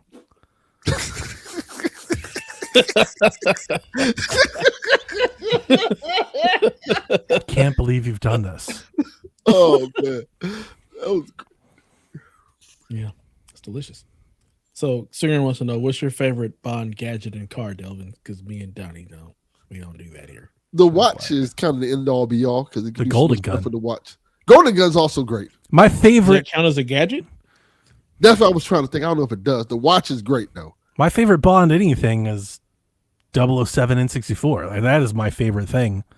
So I can tell you that. Like the lasers, the paintball guns, the golden gun, like this shit's awesome. All that shit. Yeah. In terms of cars, you got see. I look up because I know the names. You got the classic Bond car, which is the 1964 Aston Martin, which is a dope car that people know. If you see the car, like, oh, I know that car. My from wife all the Bond does love an Aston Martin. movies. Yes. The one I like though is from Die Another Day. It's the Aston Martin V12 Vanquish. I know that one. That is That a shit sweet is ride. Dope as fuck. That was on an episode of Top Gear. Die Another Day, not a great Bond movie, but the car is dope. I think I Also- played that video game and I think it sucked. Yeah, much like the movie. Also, not a great Bond song. One of those Xbox 360 Bond games was good though. I Probably don't remember which one, but I played one. And I actually think Tomorrow I played Never a. Dies. I think I played a Bourne game that was pretty good. The Bourne Supremacy. That's pretty good. And the Bond game you probably played. You either played the Bond game that they basically remade, GoldenEye. Tomorrow Never Dies. No. It was one of the newer ones. It had the new guy in it. Daniel Craig. Yeah, Yeah. when they did that, they remade GoldenEye with him in it for some maybe strange that's it. reason. Yeah, Maybe they that's did it. I remake. don't know. There's I'm not also thinking Quantum of- of Solace. Quantum of Solace is the one I like. I think it's that one because I'm not thinking of a 007 game. I'm thinking of like a different game. And I think I Quantum of played that Solace on 360. It's on 360. Yeah, I think I got It's that the- either like Games Gold or something and played Yes, it. a Like, cover-based Bond. kind of shooter enjoy- game yeah. kinda. oh, this yeah. is not bad. That's pretty good. I like that one a lot. Banana Bread is You'd think great. we had better Bond games just in general. Yeah, For until how now. prolific the the franchise is. You'd think we'd have like 10 great ones. Yeah. We have like 3, 3. Yeah, you know? Lego Bond would be because- pretty good. It's like we get one every decade. A Lego Bond game would be dope. That's a good one. You know, they always try to time in with the movie, which means the Yeah. development is short and it's not good. So that's why it's trash. Yeah, you're right. Captain Awesome says, does this price increase leave any hopes for the Steam machine? Absolutely not. Probably not. There was hope. There was a little, but now Was there hope? I don't recall hope. Like I said, I was maybe they're trying to pad out margins a little, but probably not. It's maybe a fool's hope. yeah. John 32 wants to know, what are you playing or gonna play? Mina 007, Lego Batman. I'll throw another at you. Schrodinger's Call out on Switch. I had Lots to of look great that up. games. I don't know How what are that you is. making time? I'm not. I have no time. That's the problem. I don't have time for Got this. no time. No time for Trying to play Lego Batman. I'm not like I said, I'm not that into 007, so First Light hasn't been high on my list. I might play it one day, but I'm in no rush. Mina's the interesting one because when it was announced years ago, I was pretty excited. I love Shovel Knight. And as time went on, I don't know, it just kind of just got like a malaise about it. I'm like, I guess. Like, I'm not planning to buy it. Like, I don't know. It's like it's been around so long, I got like tired of waiting on it or something. You know, I just kind of like moved on mentally. I don't even know what that feeling is. It's like I still kind of want to play it. I'm just not like in a rush. I'm like, I I'll was get to never it. there mentally. Did you like Shovel Knight? Yeah, some of that I like, but this one never just kind of grabbed me. Hmm. The people are saying it's good, so I might try it. But yeah, I'm not rushing. I am very happy to hear that it's great. That makes me, because it sounded like this game was maybe in dev hell for a while. I was pretty worried about it. Yeah. But it is nice to see that, like Rebecca, for example, she bought the stupid edition. It's nice to see that it's paying off. Yeah, definitely. You know, because you could be like me and you bought Dying Light 2 stupid edition. Jesus Christ. You know. That would be bad. This is for real a Super Nintendo game. Oh yeah. Yeah. That's why I actually thought you might like it. Nah. Old games over death now. Like if it Well, ain't it's if his it favorite ain't, NES, the Desert Island game. Absolutely. He lied to us. Absolutely. I know he lied. I told you then he lied. How many more times I got to prove it throughout the years? I knew he lied. The moment he said it, I was like, you lying motherfucker. Absolutely taking the NES. Like the moment he said it, I was like, not a chance in hell. And you can say all you want, Dev. I know you're lying. Even if you No. don't. I swear to God. Even Wow. if you don't know, These I games know you're nowadays lying. don't have replayability. But here these you games are. hard as hell. He looked at Mina and was like, nah, come on. Is there a way we can like crash his plane and nobody gets hurt? Like we need to test the theory. Send me an NES stat. NES No, classic. if this was a Zelda game like this, It 1000%. is.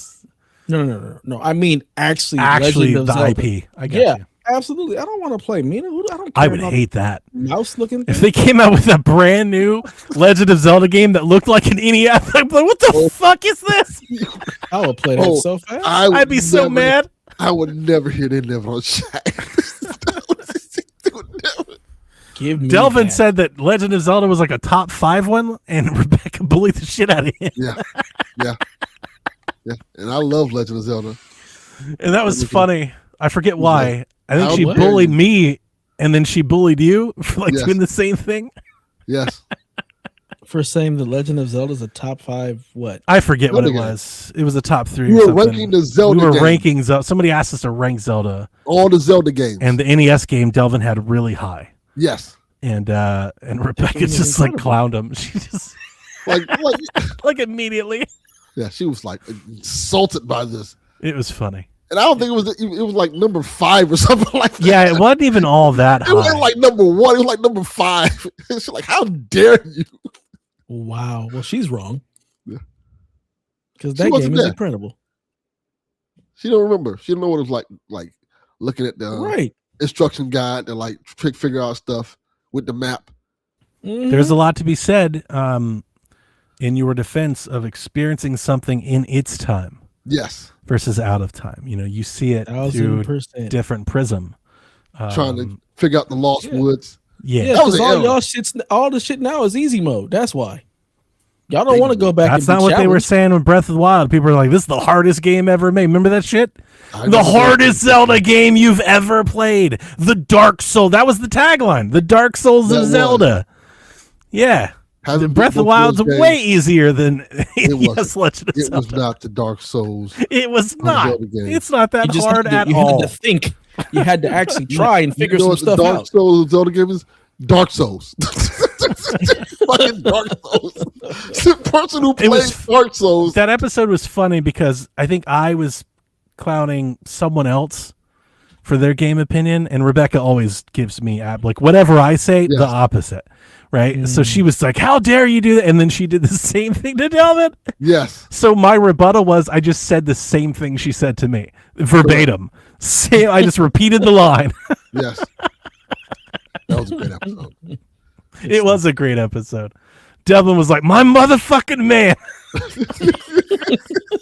I was like, "Maybe, Rebecca, you shouldn't do." Did you tell Dev what Garrett said about Sean Kim not being on Shaq and I'm pulling him off of it? Me and Sean and I were. Someone asked us about the podcast that we listen to. And Sean mentioned the RPG Cave and all the carpool shows, and I forget what I said. I said something. Oh, I'm just like their hater. I'm just the RPG Caves hater because I love Ryan and I love Garrett and I'd love to listen to podcasts from both of them, but not that. Not them talking endlessly about Final Fantasy and fucking Dragon Quest. Absolutely the fuck not. Fucking RPG shows about Xenoblade. Good God. Like, can you make an Xbox show? Like, talk about something else and I'm there. So since they've done this show, I've been like their fake up. I'm like, fuck that show anytime they mention it, right? So Sean goes, yeah, the RPG Cave. I was like, oh, fucking good God, get rid of this damn show. And Sean goes, you know, it's funny. Someone asked them on their show, why did you start doing, like, how did you come up with this podcast? And Delvin or Garrett's answer was, well, I used to talk about these games on Nintendo Shack and they bully the fuck out of me. And I was like, good riddance. Get this shit off my fucking show. He'd start pulling out dry erase boards and explaining to us the history of Xenogears or a Tellurizer or some shit. What are you talking about? I get it because that's how I feel when y'all start talking about Nintendo. Get the fuck out. Y'all have a show for that. It's not this.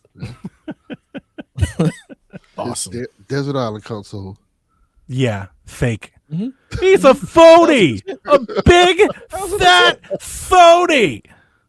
Look, I love trying to have cred. Bullshit. You got no street cred. Dev, that's as real as gold coin. Yeah. The thing is, I don't have to impress you. I don't care what you think. Both of y'all gold coin. I'm just going to wait till you get on a plane. Shoot that motherfucker down. Now to the cruise. Yeah. We just strand the boat somewhere.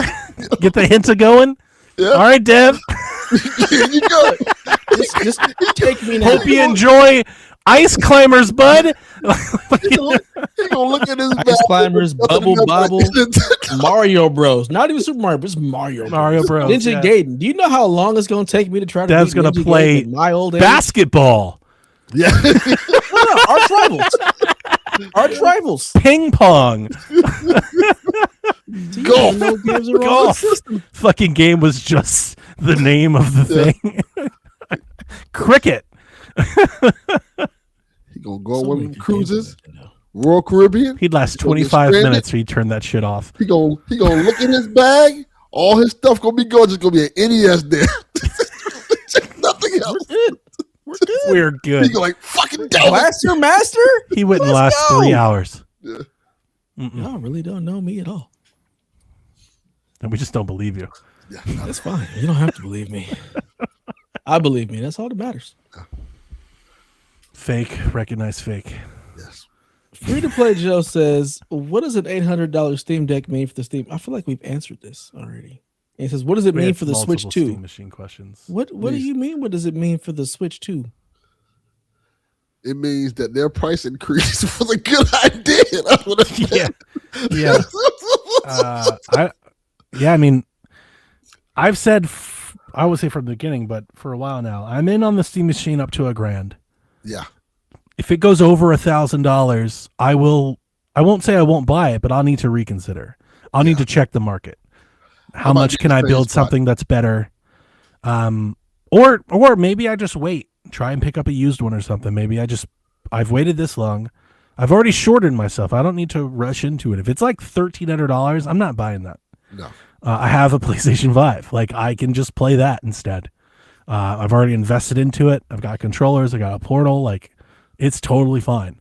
But I do want a Steam Machine because I have a giant Steam library of games that I would like to play and keep adding to. But if it's over $1,000, I will have to at least check my options. I probably will just buy a PC. I guess the options, if it's over $1,000, I'd like to hear more about Helix. And then maybe me and Dev just figure out a way of maybe I just build a PC. No, you'll buy a PC that's pre-built. You ain't building shit. Or let you build it. There you go. Yeah. Because my only thing with the pre-builts is I haven't really seen a pre-built that's in a form factor that I want. Oh, I'm not building anything. That's well, maybe Garrett. I may have to look outside the box. Have you seen his cable management? You think he's doing that? I don't know. I need somebody, Jace. I need to consult. I'll need to consult my peers. Yeah. Because I would like a PC, but or maybe I put it on the ground or something. Like, maybe we change course. Maybe something else has got to happen. I hope not, though. I don't think it's going to be over $1,000. I don't think so. Even with the RAM, like that's too would high. Be 900. Yeah, you're right. Good point. But this isn't even that good. Like, that's newer tech than this. It doesn't have to not be. CPU, but like everything else. It doesn't have to be. They can charge whatever the hell they want and blame market conditions. Yeah, that's the new word now. That's everything true. blame market conditions. And it's funny. I mean, I wonder if it's priced really high, if it still sells out. Who knows? And like, what even sell out mean? Like today with all the Steam Deck stuff, I keep hearing about like how great and the most sold the Steam Deck and everything is, and it's like, and that is true. I think it's Valve's best hardware that they've made in terms of sales. But it's like a drop in the ocean to what like console makers sell. Like as bad as Xbox is, hell, they have outsold the Steam Deck like 8-1. Yes. Like they're way better at that than Valve is. So I'm wondering even what is the demand for Steam Machine? And then how is that demand, which I already expect is small, how is that demand offset if the price is like, I feel like if this thing is over $750, I think a lot of people are like, absolutely not. Yeah. I think that'll kill demand. Yeah, how many are they making? Because I mean, if the Steam Deck is sold out for this long, like, and I'm sure it's probably sold out again. And they don't keep large quantities. It took 5 years for them to sell 5 million. Yeah. They're not Microsoft. They're not Sony. They're not making warehouses full of these things. Yeah. So I would value this machine higher than most. So I'd be willing to pay more than I think most will. Yeah. I don't think people will buy this. This thing won't sell in the millions if it's more than a PlayStation. Yeah, no. Yeah. Probably not. And if it's more than that, then the number is just going to keep shrinking. Yeah. But we'll see. Yeah, we shall see. At some point, someday, who knows? It's going to happen when I'm doing World Cup, and I'm going to fucking miss it anyway. I feel like I already know how this is going to go. I'm like, I don't know. TPR says, who would you rather have for an espionage mission, 007 or Agent 47? And Austin Powers. Yeah. That's a good answer. Siphon filter. Gabe. Siphon filter was dope. Out of those two, 007. Yeah, I'm taking 007. Agent 47 is boring as fuck. Yeah, he's not great. He's in terms of espionage, he's gonna murder half the people. Right. He's just murdering and gonna steal somebody's outfit and then complete the mission. There's no fun here. And my answer is Snake. appreciate he's just picking everybody else. Yeah, he's like, I'm not answering the question. I look, I respect it. Snake, yeah, I do too. I mean, I looked up stealth. I was thinking Sam Fisher, but I couldn't think it. So I was like, stealth action heroes. And of course, so I was like, oh, fuck, duh. Why didn't I think Metal Gear? Yeah, Snake. Is Snake good I at didn't think Metal espionage? Gear when it said espionage. It's called Metal Gear Tactical Espionage Mission. Yeah. But is he really good at espionage? If you want to be honest, That's up to you. That says more about you than Snake. like him in these cardboard boxes, and he always has Hey, to, it works. I mean, look, if you made it through, he's pretty great. He's pretty great. Did you guys see the new footage? I started to see footage of Metal Gear Solid 4 pop up. Ooh. They're starting to show that. I mean, it looks like Metal Gear 4, but I think the thing that was catching people is like the iPod and the Playboy things and stuff. Like, apparently that's all just left in there. No, that's all in there. Oh, okay. Yeah. People are excited about that. I'm buying it. That's a day one game for me this year. I haven't played it in a long time. I think I'm going to play it like I do a lot of these nostalgia trips. I'm going to play it for like 5 hours and then, like, I'm going to get like my fill for like the weekend. I play for like a day or two and I'm like, all right, I'm good. I hope. Donnie's not here for not for a long time. He's here for a quick good time. I did beat Metal Gear 1 and 2 in the first collection. I beat both of those all the way through.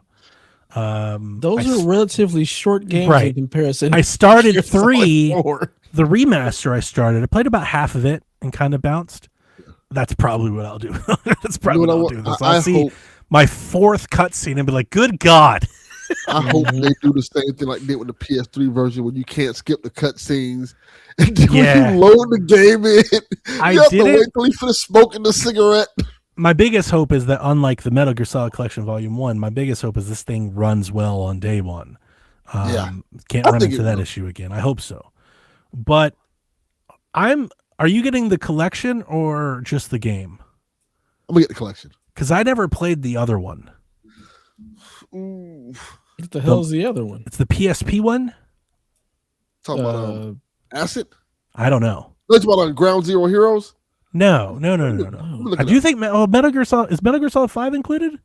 I don't even remember anymore. No. I haven't looked that thing up in forever. Look it up. Let's go. Nintendo eShop. What's included? Peace Walker. Yeah, that's what it was. I've never played Peace Walker. That's the one. Peace Walker's good. That's a PSP game, isn't it? Yes. That's what I said. Isn't it? I think there's several pieces. I think there's several. Yeah, there's 3 PSP Acid games. is another one that's on PSP. Acid 1, Acid 2, and Peace Walker. Peace Walker is the actual game. Acid's like Acid 1 and 2 are like card games almost. Yeah, so you get excuse me, it's $50 for both, or you can just get Metal Gear Solid 4 for $30. No. So I was like, maybe I get that. No, get both. Why? He's not even gonna play through all of 4. Just let him get that. He don't need to play Peace Walker like it's Greg Miller's favorite game of all time. That's all I think Greg and I like a lot of similar games. Peace Walker's good. He loves the Mario Golf. Peace Walker's really good. It's I think so. Bite-sized Metal Gear missions. It's a really good story to it. What do you mean by bite-sized missions? Like you can finish each mission like in maybe 5-10 minutes. So like shrines? No, I wouldn't say shrines. Like, are they like levels or like they're in a game? You're in a game, but it's almost like in a world. Yes. So it's not like the training mission that you go like level. No. Okay. It's it's its own story. It's a Metal Gear story. Okay. All right. I'll get the collection. I'm gonna take your word for it. Yeah. I like Peace Walker. Okay. I wouldn't say it's the best one, but that's all I need to hear. And if you like it, I would have liked this to have been Revengeance. I would like them to just remake 1. The hell with the rest of this shit. Well, hopefully it runs better than the last remake.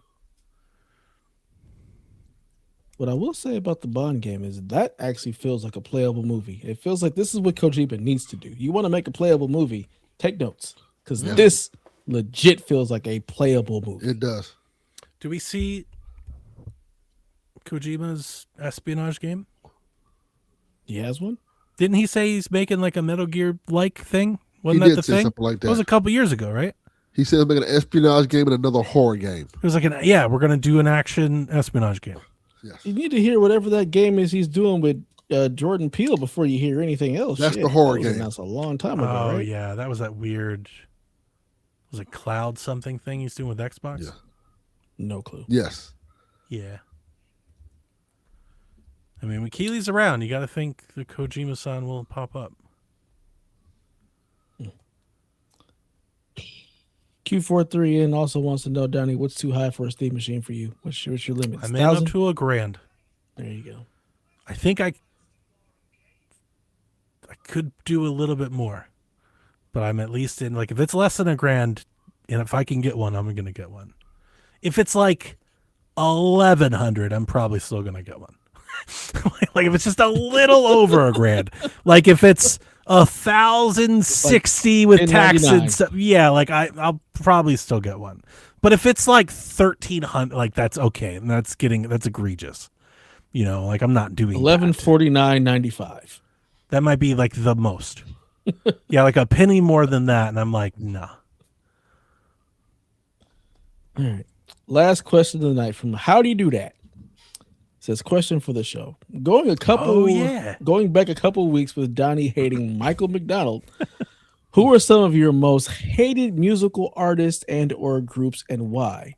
For example, he loathes Jagged Edge because they're terrible singers, but they made everybody in the hood want to sing Let's Get Married and Where the Party At. He says, fuck out of here. Great songs. If I ever see them, it's on site. I didn't know who that was when I first saw the question, but when it popped up, the only word I saw before I even read the question was Jagged, and I thought he was going to say Jagged Little Pill of Alanis Morissette, and I started reading, and I was like, oh, I don't even know who that is. Yeah. And then I looked up Where the Party At. I remember that song. I don't like that song, so I'm probably here with How Do You Do That. Great party song. Fantastic. It's so good. Yeah. I have answers. Let me hear yours. Yeah, go for it. First off, I just think this is a weird anecdote. My wife hates the song Sultans of Swing. And it's a great song, and I have no idea why, and it's like up her alley, and she just hates that song. I just think it's funny. You guys don't even know that song. That goes up there with the you not know who Jagged is? I don't know what the hell so you I've just got said. 3 acts. I sat down with my wife for about 20 minutes before the show started, and I was like, come on, we can think of these. And I found 3 acts that I absolutely hate, like hate them. Like even the sound of them coming, I'm like, oh, turn the radio off. From 3 different genres. Okay. One of them is a rapper that you definitely know. Okay. And the other 2 are White X. I think you know at least one of them, maybe both. X. So let me ask you this. Which one do you want first? You want to do the rapper first? You want to save it for rapper, last? The other 2 I probably won't know. I hate Lil Wayne. So do I. Oh, interesting. I hate it's nothing. I don't even know his song. I just hate his voice. Like the sound of his voice. Like Lil Wayne, but he's gotten... No. So here's the story that I wanted to give you guys. I don't remember who it was. Someone in our Discord. I think he showed up. Lil Wayne, Delvin, you might remember this. He showed up at a wrestling something. Yes. And I was like, I hate this. And somebody's like, what are you talking about? I was like, I hate Lil Wayne's voice. And whoever it was, I don't remember. It was many years ago, I think. They responded to me, and to this day, it's been scorched in my brain. Someone said, dude, he's like one of the goats of rap. And I was like, that's impossible. This feels like something that Delvin Jr. may have said. Like, that can't possibly be true. Like, nobody's putting Lil Wayne on their Mount Rushmore of rap, generation, right? The generation after us. After us. They love him like that? They love Lil Wayne. Oh, my God. The Carter 1 through 3 era. Yeah. They fucking love him. I cannot stand Lil Wayne. I think Lil Wayne's... never liked him. The Lil Wayne music that I've heard, I think, is what music that AI trying to create rap would sound like. And like my general take, when I say I like old rap, in my head, it's like anything that sounds like that or after, I think I've hated. Like I like more of like an old school, like a 90s hip hop sound, like, or is what Jack tells me is boom, boom, bop or whatever, boom, bap, whatever that is. I like that. The rest of that stuff, like all the stuff that came in kind of, I think, right around that Lil Wayne time, I feel like that mid-aughts and after, I've been like, oh, turn it off. Lil Wayne definitely was in the 90s.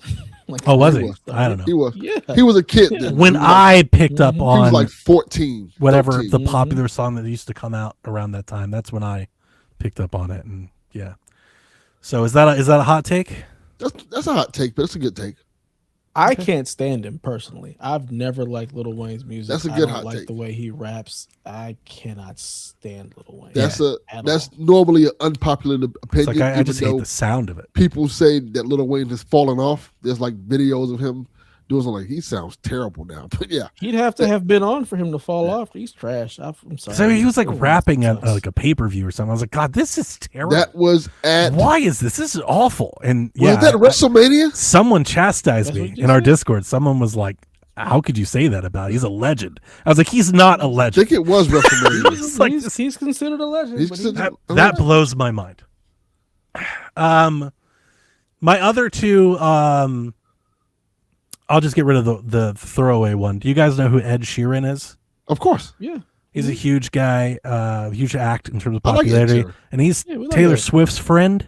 My wife loves him. That's how we know him. That's how I know him. Taylor My Swift wife friend? likes Ed Sheeran, and she tries to play him, and I hate all of his songs.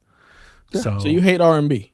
he's a bad he's a bad version of David Gray. If you like Ed Sheeran, just listen to David Gray's better. Who the hell David Gray is? Okay, look Well, at David go Gray. look him then. up. Yeah, a little This Year's Love or Babylon.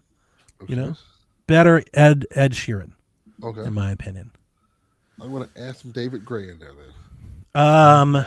My last act, and I was glad I found them. I went to my YouTube history and just started scrolling through my likes and dislikes because when I listened to Shuffle, and I absolutely came across this song that I disliked, and I was like, nope, that's the one. I have hated Maroon 5 since the day I've heard them. I love Maroon 5. Most people Love do. They have Love like 800 billion lists. They are super huge. You I don't have like hated R&B. every song they've ever made. I hate their sound. I hate the way the singers sing. Like, ugh.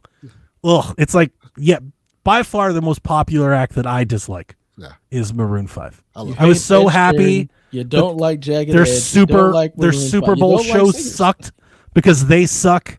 Well, the Super Bowl show did suck. I will say awful. that. It wasn't Just great. awful. It wasn't great. I'm Not happy. Maroon 5. I feel like that opinion ages like a fine wine.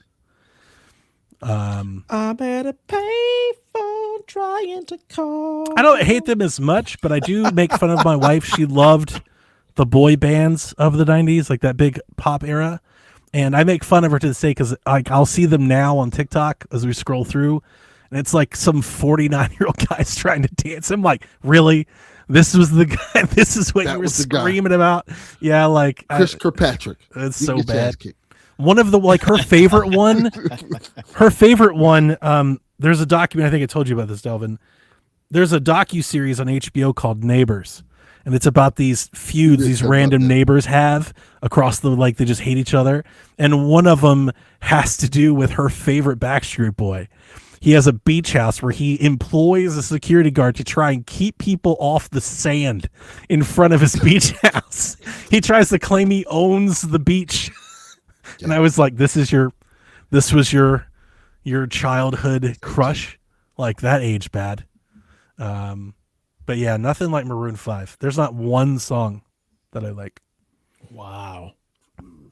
Yeah, like I can't say like Taylor Swift or like I would even say like I would want to say like when I say like that new era rap, I think of things like bands that I know of like Migos or Drake. I don't even know their songs though, so I can't even tell you I hate them. It's just I don't like that general sound, so I don't listen to it. But Maroon 5, I actually could say I've listened to 20 of Maroon 5 songs, and I hate them all. Wow. That's All a of good them. take. Every That's a good single one of them. I don't have one thumbed up Maroon 5 in my library. Not even a Thumb up single. songs? You liked? I don't do that. Oh, I pay a lot of attention to curating my music. I thumb library. up songs too because they let you know. I've got what custom playlists. I've got thumbs. Yeah, I do all of that. because You know me. recommends you songs. Yeah, you know me, man. Yeah, like I'm very deep into that. I've been working on that for a decade. Yeah, I listen to music very differently. I want a specific album, and that's all on front to back. I don't really do that too. the I said what I jump said, around stuff. Jason. Sorry. I know there's a do- lot of I do that too. But when you thumb up marooners songs, out there. Nah. sometimes they give you like, "Hey, this guy came on a new album." Like, okay, The No fuck? new friends, Delvin. Kyle Shanahan loves Lil Wayne. What? Yeah, All right. a lot of people love Lil Wayne. I can't stand him. Not me. That's Ugh. honestly that's the only act that I could. It doesn't even bring sound to like this. singing. It just sounds like autotune. It's like, Well, he's is not this even? singing, he's It's like a rapping. robot. I just doesn't even sound real. Like, it's like there's such a fakeness to the sound in general to me.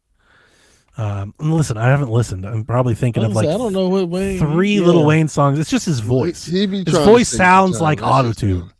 You know, it's like Terrible. that whole Jason Derulo sound. I like. Don't Oh, stop! I hate that. That video is so Yeah. funny. Yeah. So Lil Wayne is the only thing that I was gonna add because I don't like his music at all. If I don't like your music, I'm not listening to it. I've just been forced to listen to Lil Wayne because my wife likes him. He's popular in black culture. Sure. He's Yeah. just- No. I he's get part it. of it. But if I don't like your music or I'm not interested, like for example, like I can't stand metal. Like it's just annoying. But I don't know any metal acts to be like, I hate this. I feel like Same that with, way like, with a lot of country. Like I can't give you any other acts that I Definitely honestly country. just do not like. It is. I haven't it's liked really country just the music way. since like 2001. It's been bad for a while. Probably a little later. Like the Dixie Chicks and stuff were like maybe out to like 2007 or 8 or so. But after that, it sucked. Off a cliff. Wouldn't even know.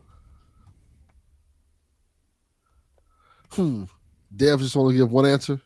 Yeah, that's all I got. There's I would love to say that I hate Taylor Swift, but I couldn't tell you a single Taylor Swift song. I have a bunch of answers, but I'm gonna give stuff that's well known.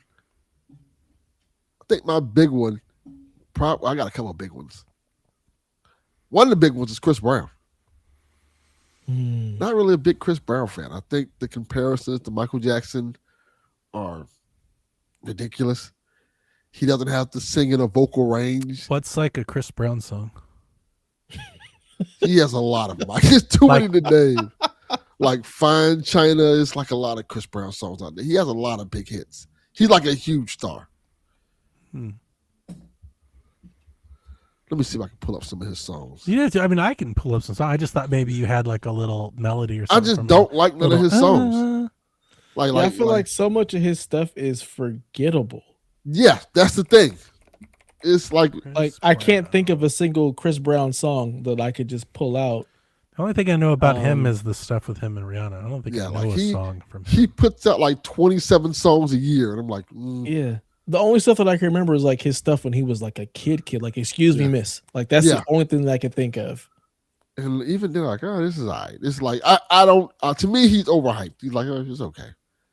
He's nobody I would go pay to see, or like he's like kind of mid. Yeah, no. I listened to 6 seconds of Under the Influence. It's all right. It's nothing amazing. I don't even know what that is. I'm just scrolling through top songs. Yeah. Yeah, I would go back to like early Chris Brown, like 2000. Forever I'm listening to was on The Office. So I do recognize this song. Okay. Not a big Chris Brown guy. It's like a pop song. Yeah, that's what he is. He's a pop star. I mean, that's what he is. I didn't even know that. Yeah, he's like a big pop. Because of Rihanna, I thought he's a rapper. Nah, he's not. Not even joking. He has rap before, but he's not a rapper. I didn't say you all rap. I just know, thought she was dating a rapper. Like, my bad.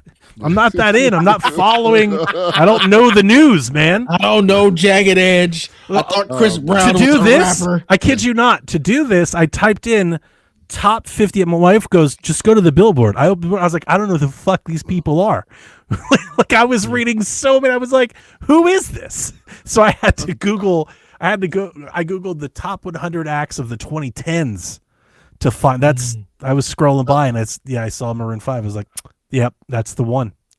I don't have a better answer. I think my next two are probably gonna be more egregious. I hate them way more than Mike One, McDonald. I think people are gonna agree with. The other one, I think people. Dev, I had to listen to that shit 4 times. Yes. Those songs came on. My wife had to listen. Way back in long ago. My wife agrees with me, by the way. Like on her own, she does. We don't care. But that's what I told her. So I told her, I was like, they're just rewriting history like they never existed. Drives me mad. Yeah. That one song you put on the playlist was pretty good. Sorry to interrupt you, Delvin, but I was actually digging the other one. I forget which one it was. You gave me a couple, and I think I added 2 or 3, but I think it was one of the ones you gave me. I was like, yo, I kind of dig this one. I can't remember which one it was. I'll look it up later. Is it She Keeps I want Forgetting? to keep. I think it is that one That's because good. it has that. Da, da, da, da, da, da, da. Yeah, I was like, yeah, it's pretty good. This isn't so bad. It's the Warren G. It's the Regular. regulators. It's the regulators. Yeah, Song. That's yeah, why. That's yeah, why. it's pretty good. That's pretty good. I was like, all right, I'll let him have this one. Drake.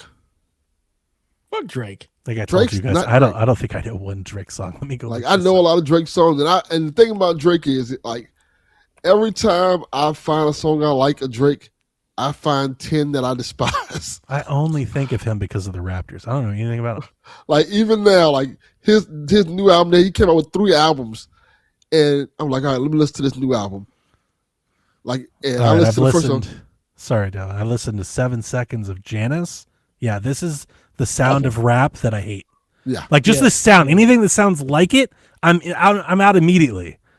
So it's like a whole genre. Drake I feel like a has whole two subgenre. I'm like, I He has hate two this. totally different sounds. Well, Yo, this rap- sound he I has hate. three. Versus when he's singing. Like he has he- 3 now, Dev.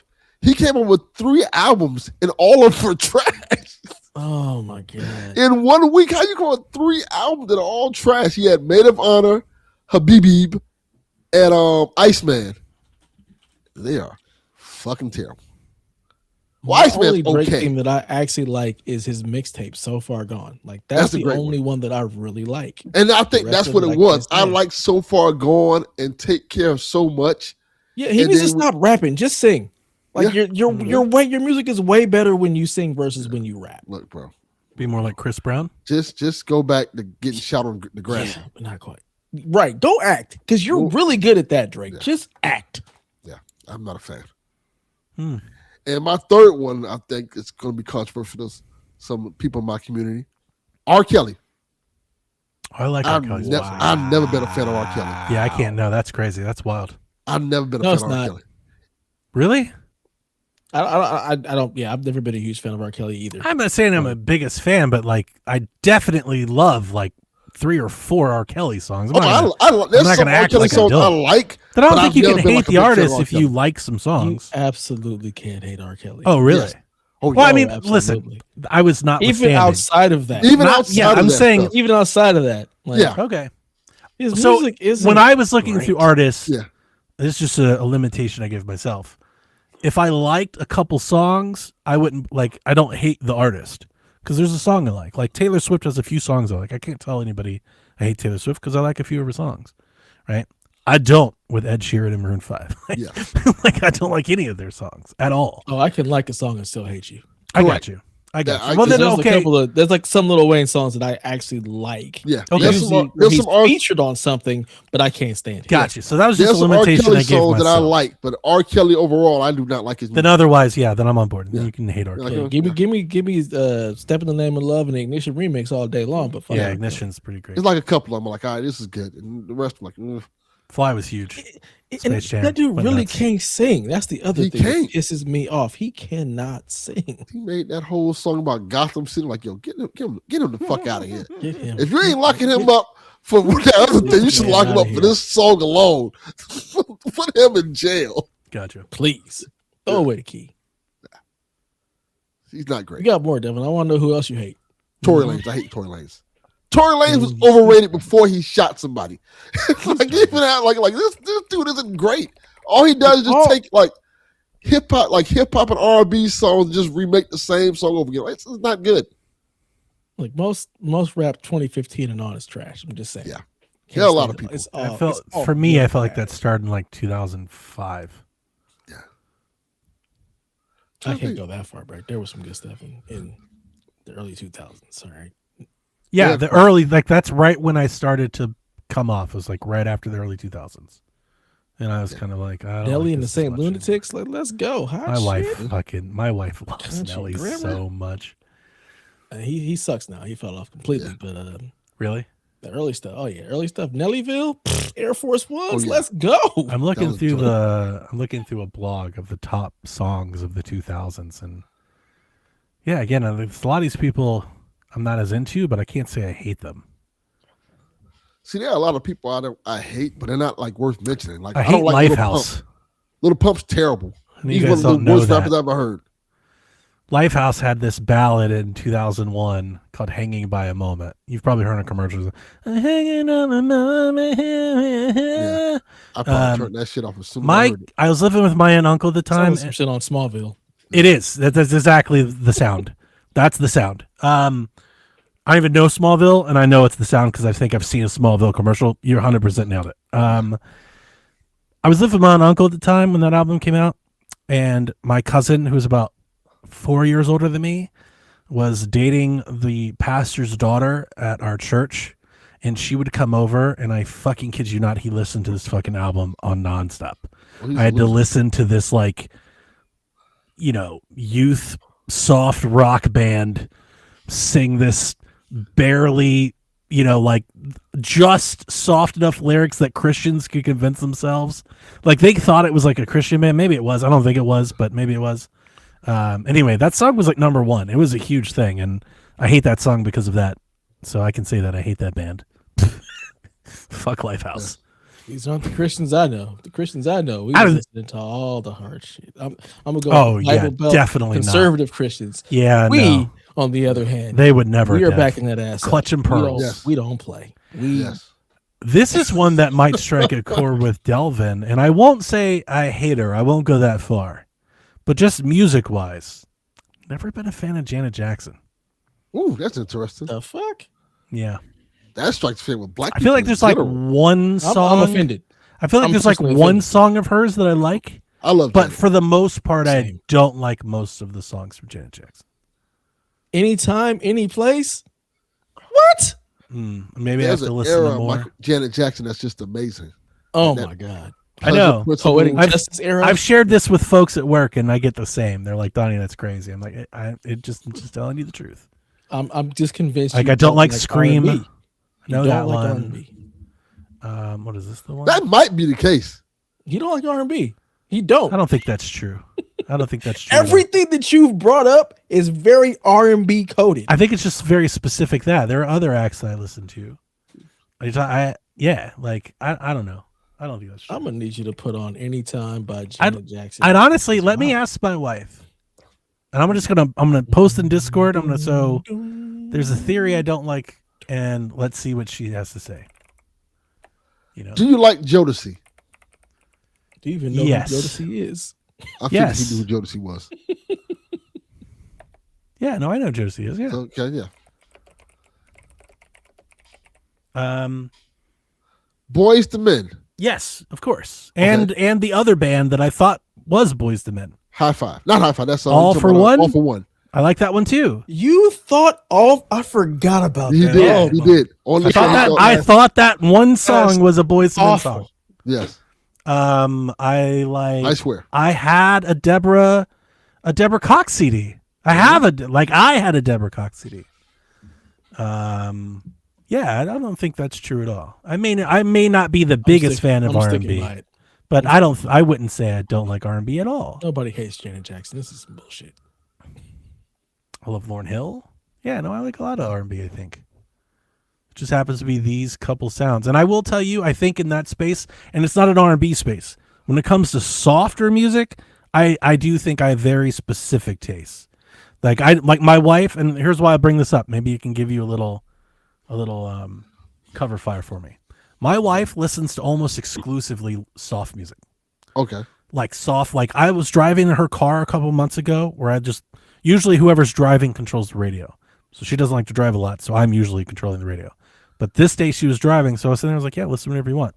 Dude, I listened to like fucking 90 straight sad as fuck slow songs. I was like, this is the most depressing car ride of my life. Do you have another channel? Like, so like, I love a good ballad, but I tell you, I am very picky and choosy. I don't just like love the genre. I'm like, I like this song and that song, but I don't love every ballad from every artist. Like, I'm very picky and choosy. Like, using the word ballad just throws me for a loop. I don't just like a softer song, like a love song, she was like a soft song. In Chicago. I don't like Chicago. I knew you didn't like Chicago. My I uncle knew that. hates that. Chicago's I knew one. You didn't like Chicago. That's why I like, them. and here's the crazy thing: I like a lot of bands like Chicago, but I don't like Chicago. Once I knew you was going to say that. Yeah, I don't like Chicago. And I guess knew what? it. I won't say I don't. I won't say I hate them because I definitely like a lot of songs. But I think you could count me as like I'm somewhat of a hater on the Eagles. I love the I think you've said that already. Not that they're amazing, because they're great. But boy, I have encountered some Eagles fans that think they're the greatest act of all music. They're not the greatest. And I'm like, that's fucking insane. But you are correct. But You they're are Eagles. correct. The Eagles fans, they really think that. Like they love the Eagles. Yes, they do. I only know one Eagles song, and that is Hotel California. That's the You one only most know. people. And they've got a bunch of great ones, and they're a good band. But like, I just don't love them like that. You I don't know a like lot of Chicago songs. Doesn't surprise me, but Peter Cetera. Yeah, I'm dealing with them. I like Simon and Garfunkel. I like Steely Dan. Yeah. You know, like I like. Yeah, one of my favorite bands, the Canadian band, The Band. You know, like Ophelia and shit. Take a load off Fanny. Like, I like similar bands, but I do not like Chicago. And it's very funny when you said it. The reason I smile, when I lived with my aunt and uncle, again, pulled from that exact same era, my same cousin. I used to work with my uncle in the summers in his plumbing company. We would drive around listening to the Doobie Brothers and listening to shit, and his favorite band was Chicago. And I was like, you've got to turn this the fuck off. I can't do this, man. I can't do this. I'm sure there's a Chicago song I like, Oh, I like but it's probably just Yes, one sir. or two It's songs. time. Like, I'm generally not a Chicago fan. our rock band is basically us playing Chicago style music. Like that's when we play rock band, like that's the type of yacht rock all day long. But like, I Chicago, like, I like America. I like a lot of bands like Chicago for sure. Who? Heart, I know Heart. yeah. Styx, I know Sticks. Sticks. is REO good. Speedwagon, the Doobie I Brothers. know Yeah, Speedwagon. you don't These know are all America, words. but you're like into Chicago. So let's preface it with this. I only know of this stuff because of my wife. It's nothing that I'm searching. I would out. think half the time I that can't would tell fit you in the there. artist of. I can't tell you an artist name. 9 times America does. I've been through the desert on a horse with no name. would have You never don't know known what that it was is. them or the Sister name of Golden the Hair. artist. And I keep on thinking about you, Mr. Golden Hair. Sure. Yeah. Again, I've heard the song. Would never have known the name Yeah. or the artist. They're similar. Like even That's what I'm Chicago, saying. That's where I'm picky and I choosing. would have never known it until Like- listening to Rock Band. Would have Like never usually known when it who comes they to were. like a more progressive or like a harder rock band, that's when I kind of get into it's like I kind of like all these bands because I like the sound more. But like that softer stuff, the yacht rocky stuff, the soft rock, the easy listening stuff, I get real picky and choosy down there. It's like I like Mind some you, the Cavs songs. being soft, laying down, can't handle it. It does now. Now, yeah, this Cavs team, absolutely Donald, the Michael McDonald of Cavs team, 100%. Donovan Mitchell's the Michael McDonald of Cavaliers players, 1,000% he is.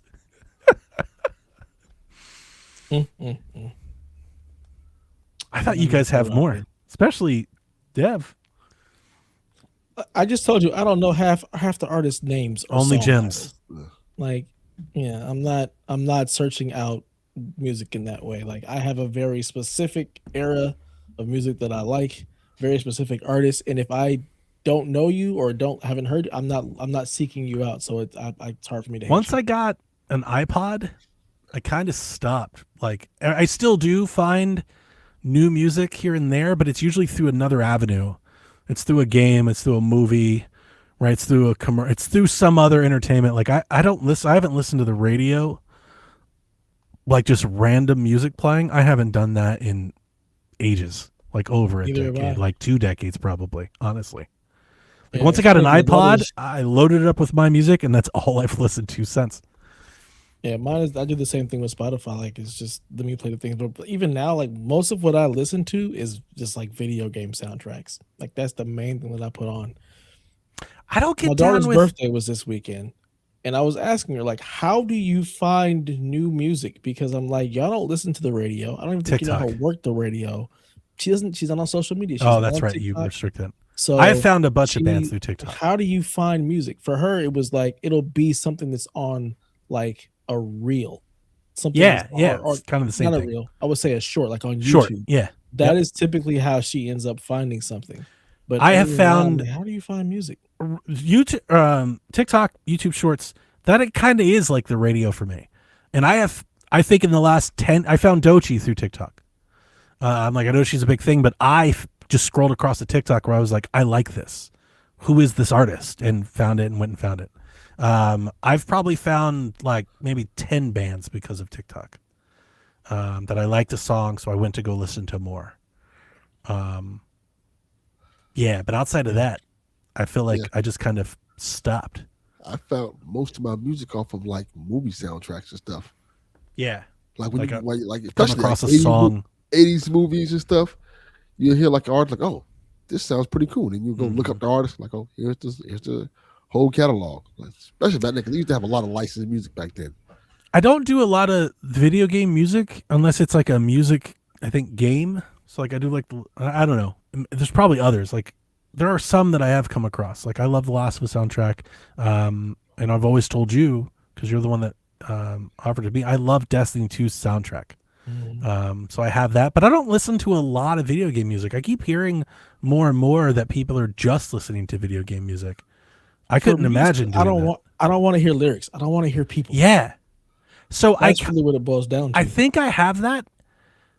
I like listening to either like the lo-fi remixes of like real songs, or I even have like a lot of 8-bit remixes of real songs.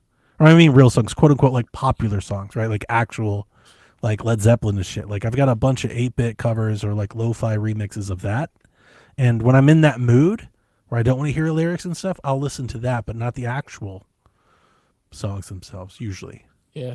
So like on Spotify, like they have mixes that they'll put for you. My daily mix one is nothing but video game music. Like, and it's not remixes or anything. Like Yeah, I'll it's just hear straight video like game music. the Sonic, like the staff roll, Sonic 1 staff roll. And I love that. And it's the chip tunes. It's not Yeah. remix or lo-fi. Yeah. I'll get the Streets of Rage music, stuff like that. And my son is big into that too. So it's something we can listen to together on like the car ride to work. But outside of that, like stream beats, like I'm listening to just stuff that does not have lyrics. This has been the at big all. separator for me when Nintendo Music was announced. People are so excited and like, this is great. I was like, this just adds nothing to me. I don't care about this at all. And I think that's why I'm not really listening to like level music and stuff like that. Just when I'm listening to music, The Death's Door soundtrack. I don't have that itch. Fucking incredible. Oh Yeah. my God. Yeah, that one is good. So is Katana Zeros. I like listening to listen that to one a that. bit. I think that one is too much. That's got really good I listen instrumentals. to a lot of movie themes, like Yeah? orchestra themes, stuff like that. Yeah. Like the Marvel ones are really good. Jordan Peele's one is pretty good. Like something for his movies, just the themes and stuff like that. A lot of instrumentation, a lot of soundtrack information. Yeah. That's cool. Yes. Also, I like a lot of TV I show like the theme songs. stuff. I should Yeah, do more I'll of listen to that. themes. I don't want the soundtrack. The soundtrack is like songs. I want like the score. The Yeah. Black Panther score is fucking incredible. It's really good. Really? It's incredible. Yeah. Mhm. I don't think I've ever like listened to stuff like that. Oh yeah, like Maybe it's I all need to the music broaden my horizon. underneath. Yeah. I love that stuff. Like, give me a good score. Especially Oh like the man. instrumentation and things like that. Mm-hmm. I love it. I do have a bunch of symphonies covering Last of Us stuff. I've got Yeah, like you might hundreds like of that that. type of stuff, then. I can't get enough of that. Yeah, that Last of Us 2 album is, or Last of Us 1 album is great. Yeah.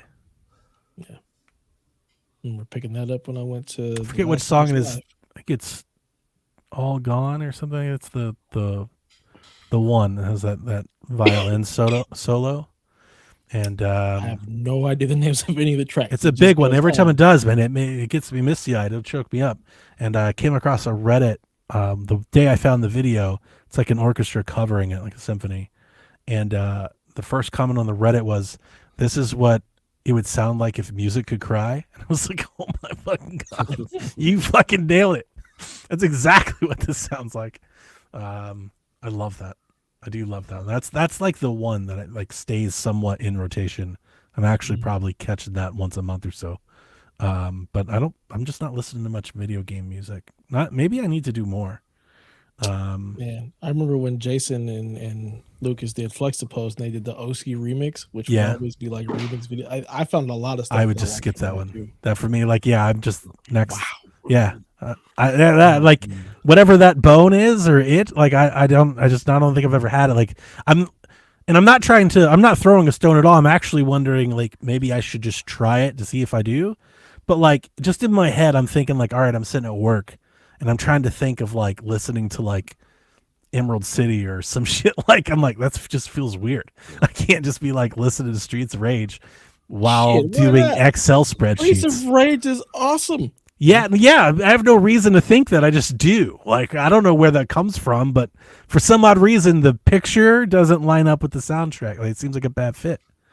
Oh man, there's this like funk jazzy version of Spring Yard Zone that is just, oh my god. Oh no, and Sonic music slaps. I think that's kind of the problem. Is that like, I don't think I can listen to something like. I feel it'd be distracting. I can't listen to that while, like working. Interesting. I usually like when I'm working, I either want something slower or like something more like backgroundy. Like I can't imagine stuff like that. Like it's too prominent. I feel like, Really? I do like Interesting. orchestra, symphony, classical type music while I'm at work. Or like I said, I really like lo-fi beats. I can listen to low volume, kind of just fades in the background. But I don't think I could be jamming, Mario 3. Interesting. Yeah, that's what I put on. I have on headphones while I'm doing that. And it's a weird line in the sand to draw. I don't even know why I've drawn it. I don't even know if there's a good reason. It just feels weird to me. I have no idea why I think this. I have no reason. I would actually I would like to hear people. Usually after every time we post this podcast, we have a dozen or so Ocho members. They usually respond to a question or two. Well, they gonna give us a lot. I'd like to hear I'd like to tell me, like, are you listening to just chip tunes while working? And what kind of work do you do? I'd love to hear. Artists you don't like. I know people are doing it because I see it. People like the NSO app. Like I see people are doing it. Just does anyone else out there also think it's weird? I think maybe I'd even be more interested to hear. Is there anyone else like me, or is this just a weird fucking me thing? It's okay. I got a lot of weird me things. I don't like Chicago. Yeah, that's or Maroon 5. That's a problem. That's a problem. It's madness. Madness. No All right, Destiny's well. Child. No TLC. wow. They're not. I don't like Destiny's Child, so they can kick rocks. Really? Yeah. I like Yeah. Destiny's Child. Give me TLC any day of the week. Over Oh, of course. Yeah, that's a no-brainer, but I still like Destiny's Child. A handful of songs I like of them. I don't even really like Beyonce, honestly. I will tell you, Huge fan. I don't think I've really liked many of her solo songs. I think it's true. She don't make. They're not bad, and her Super Bowl show was good. I just think and this is a case for me in a lot of pop.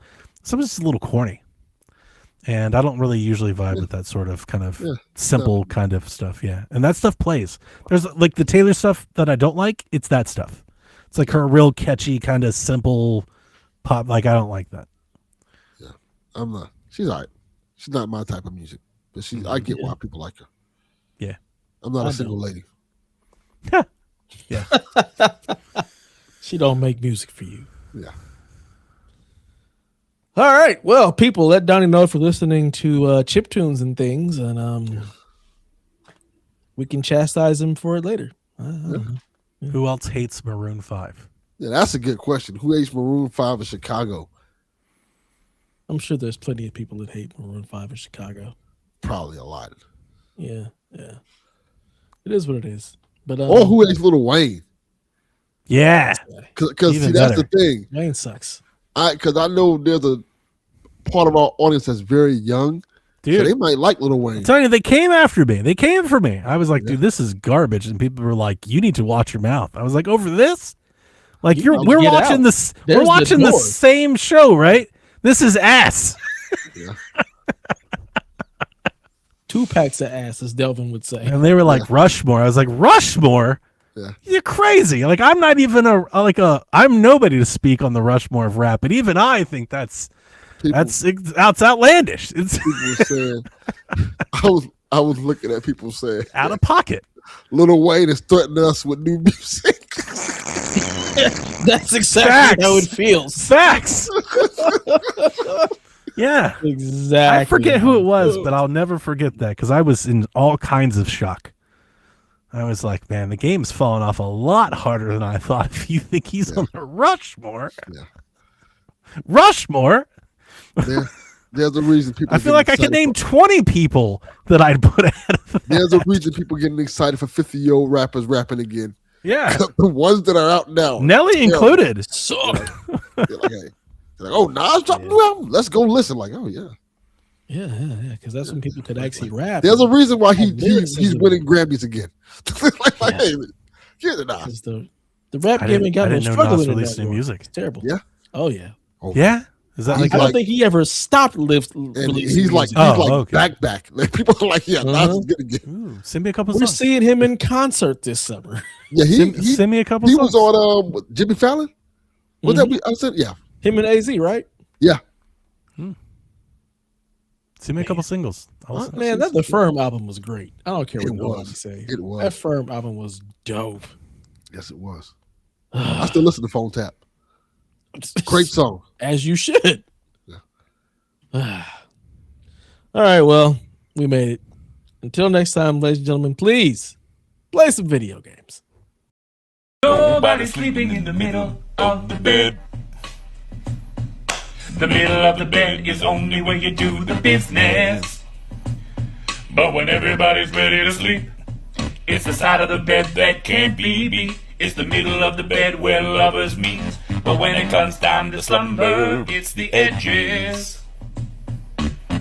Ooh, ooh, ooh, the edges.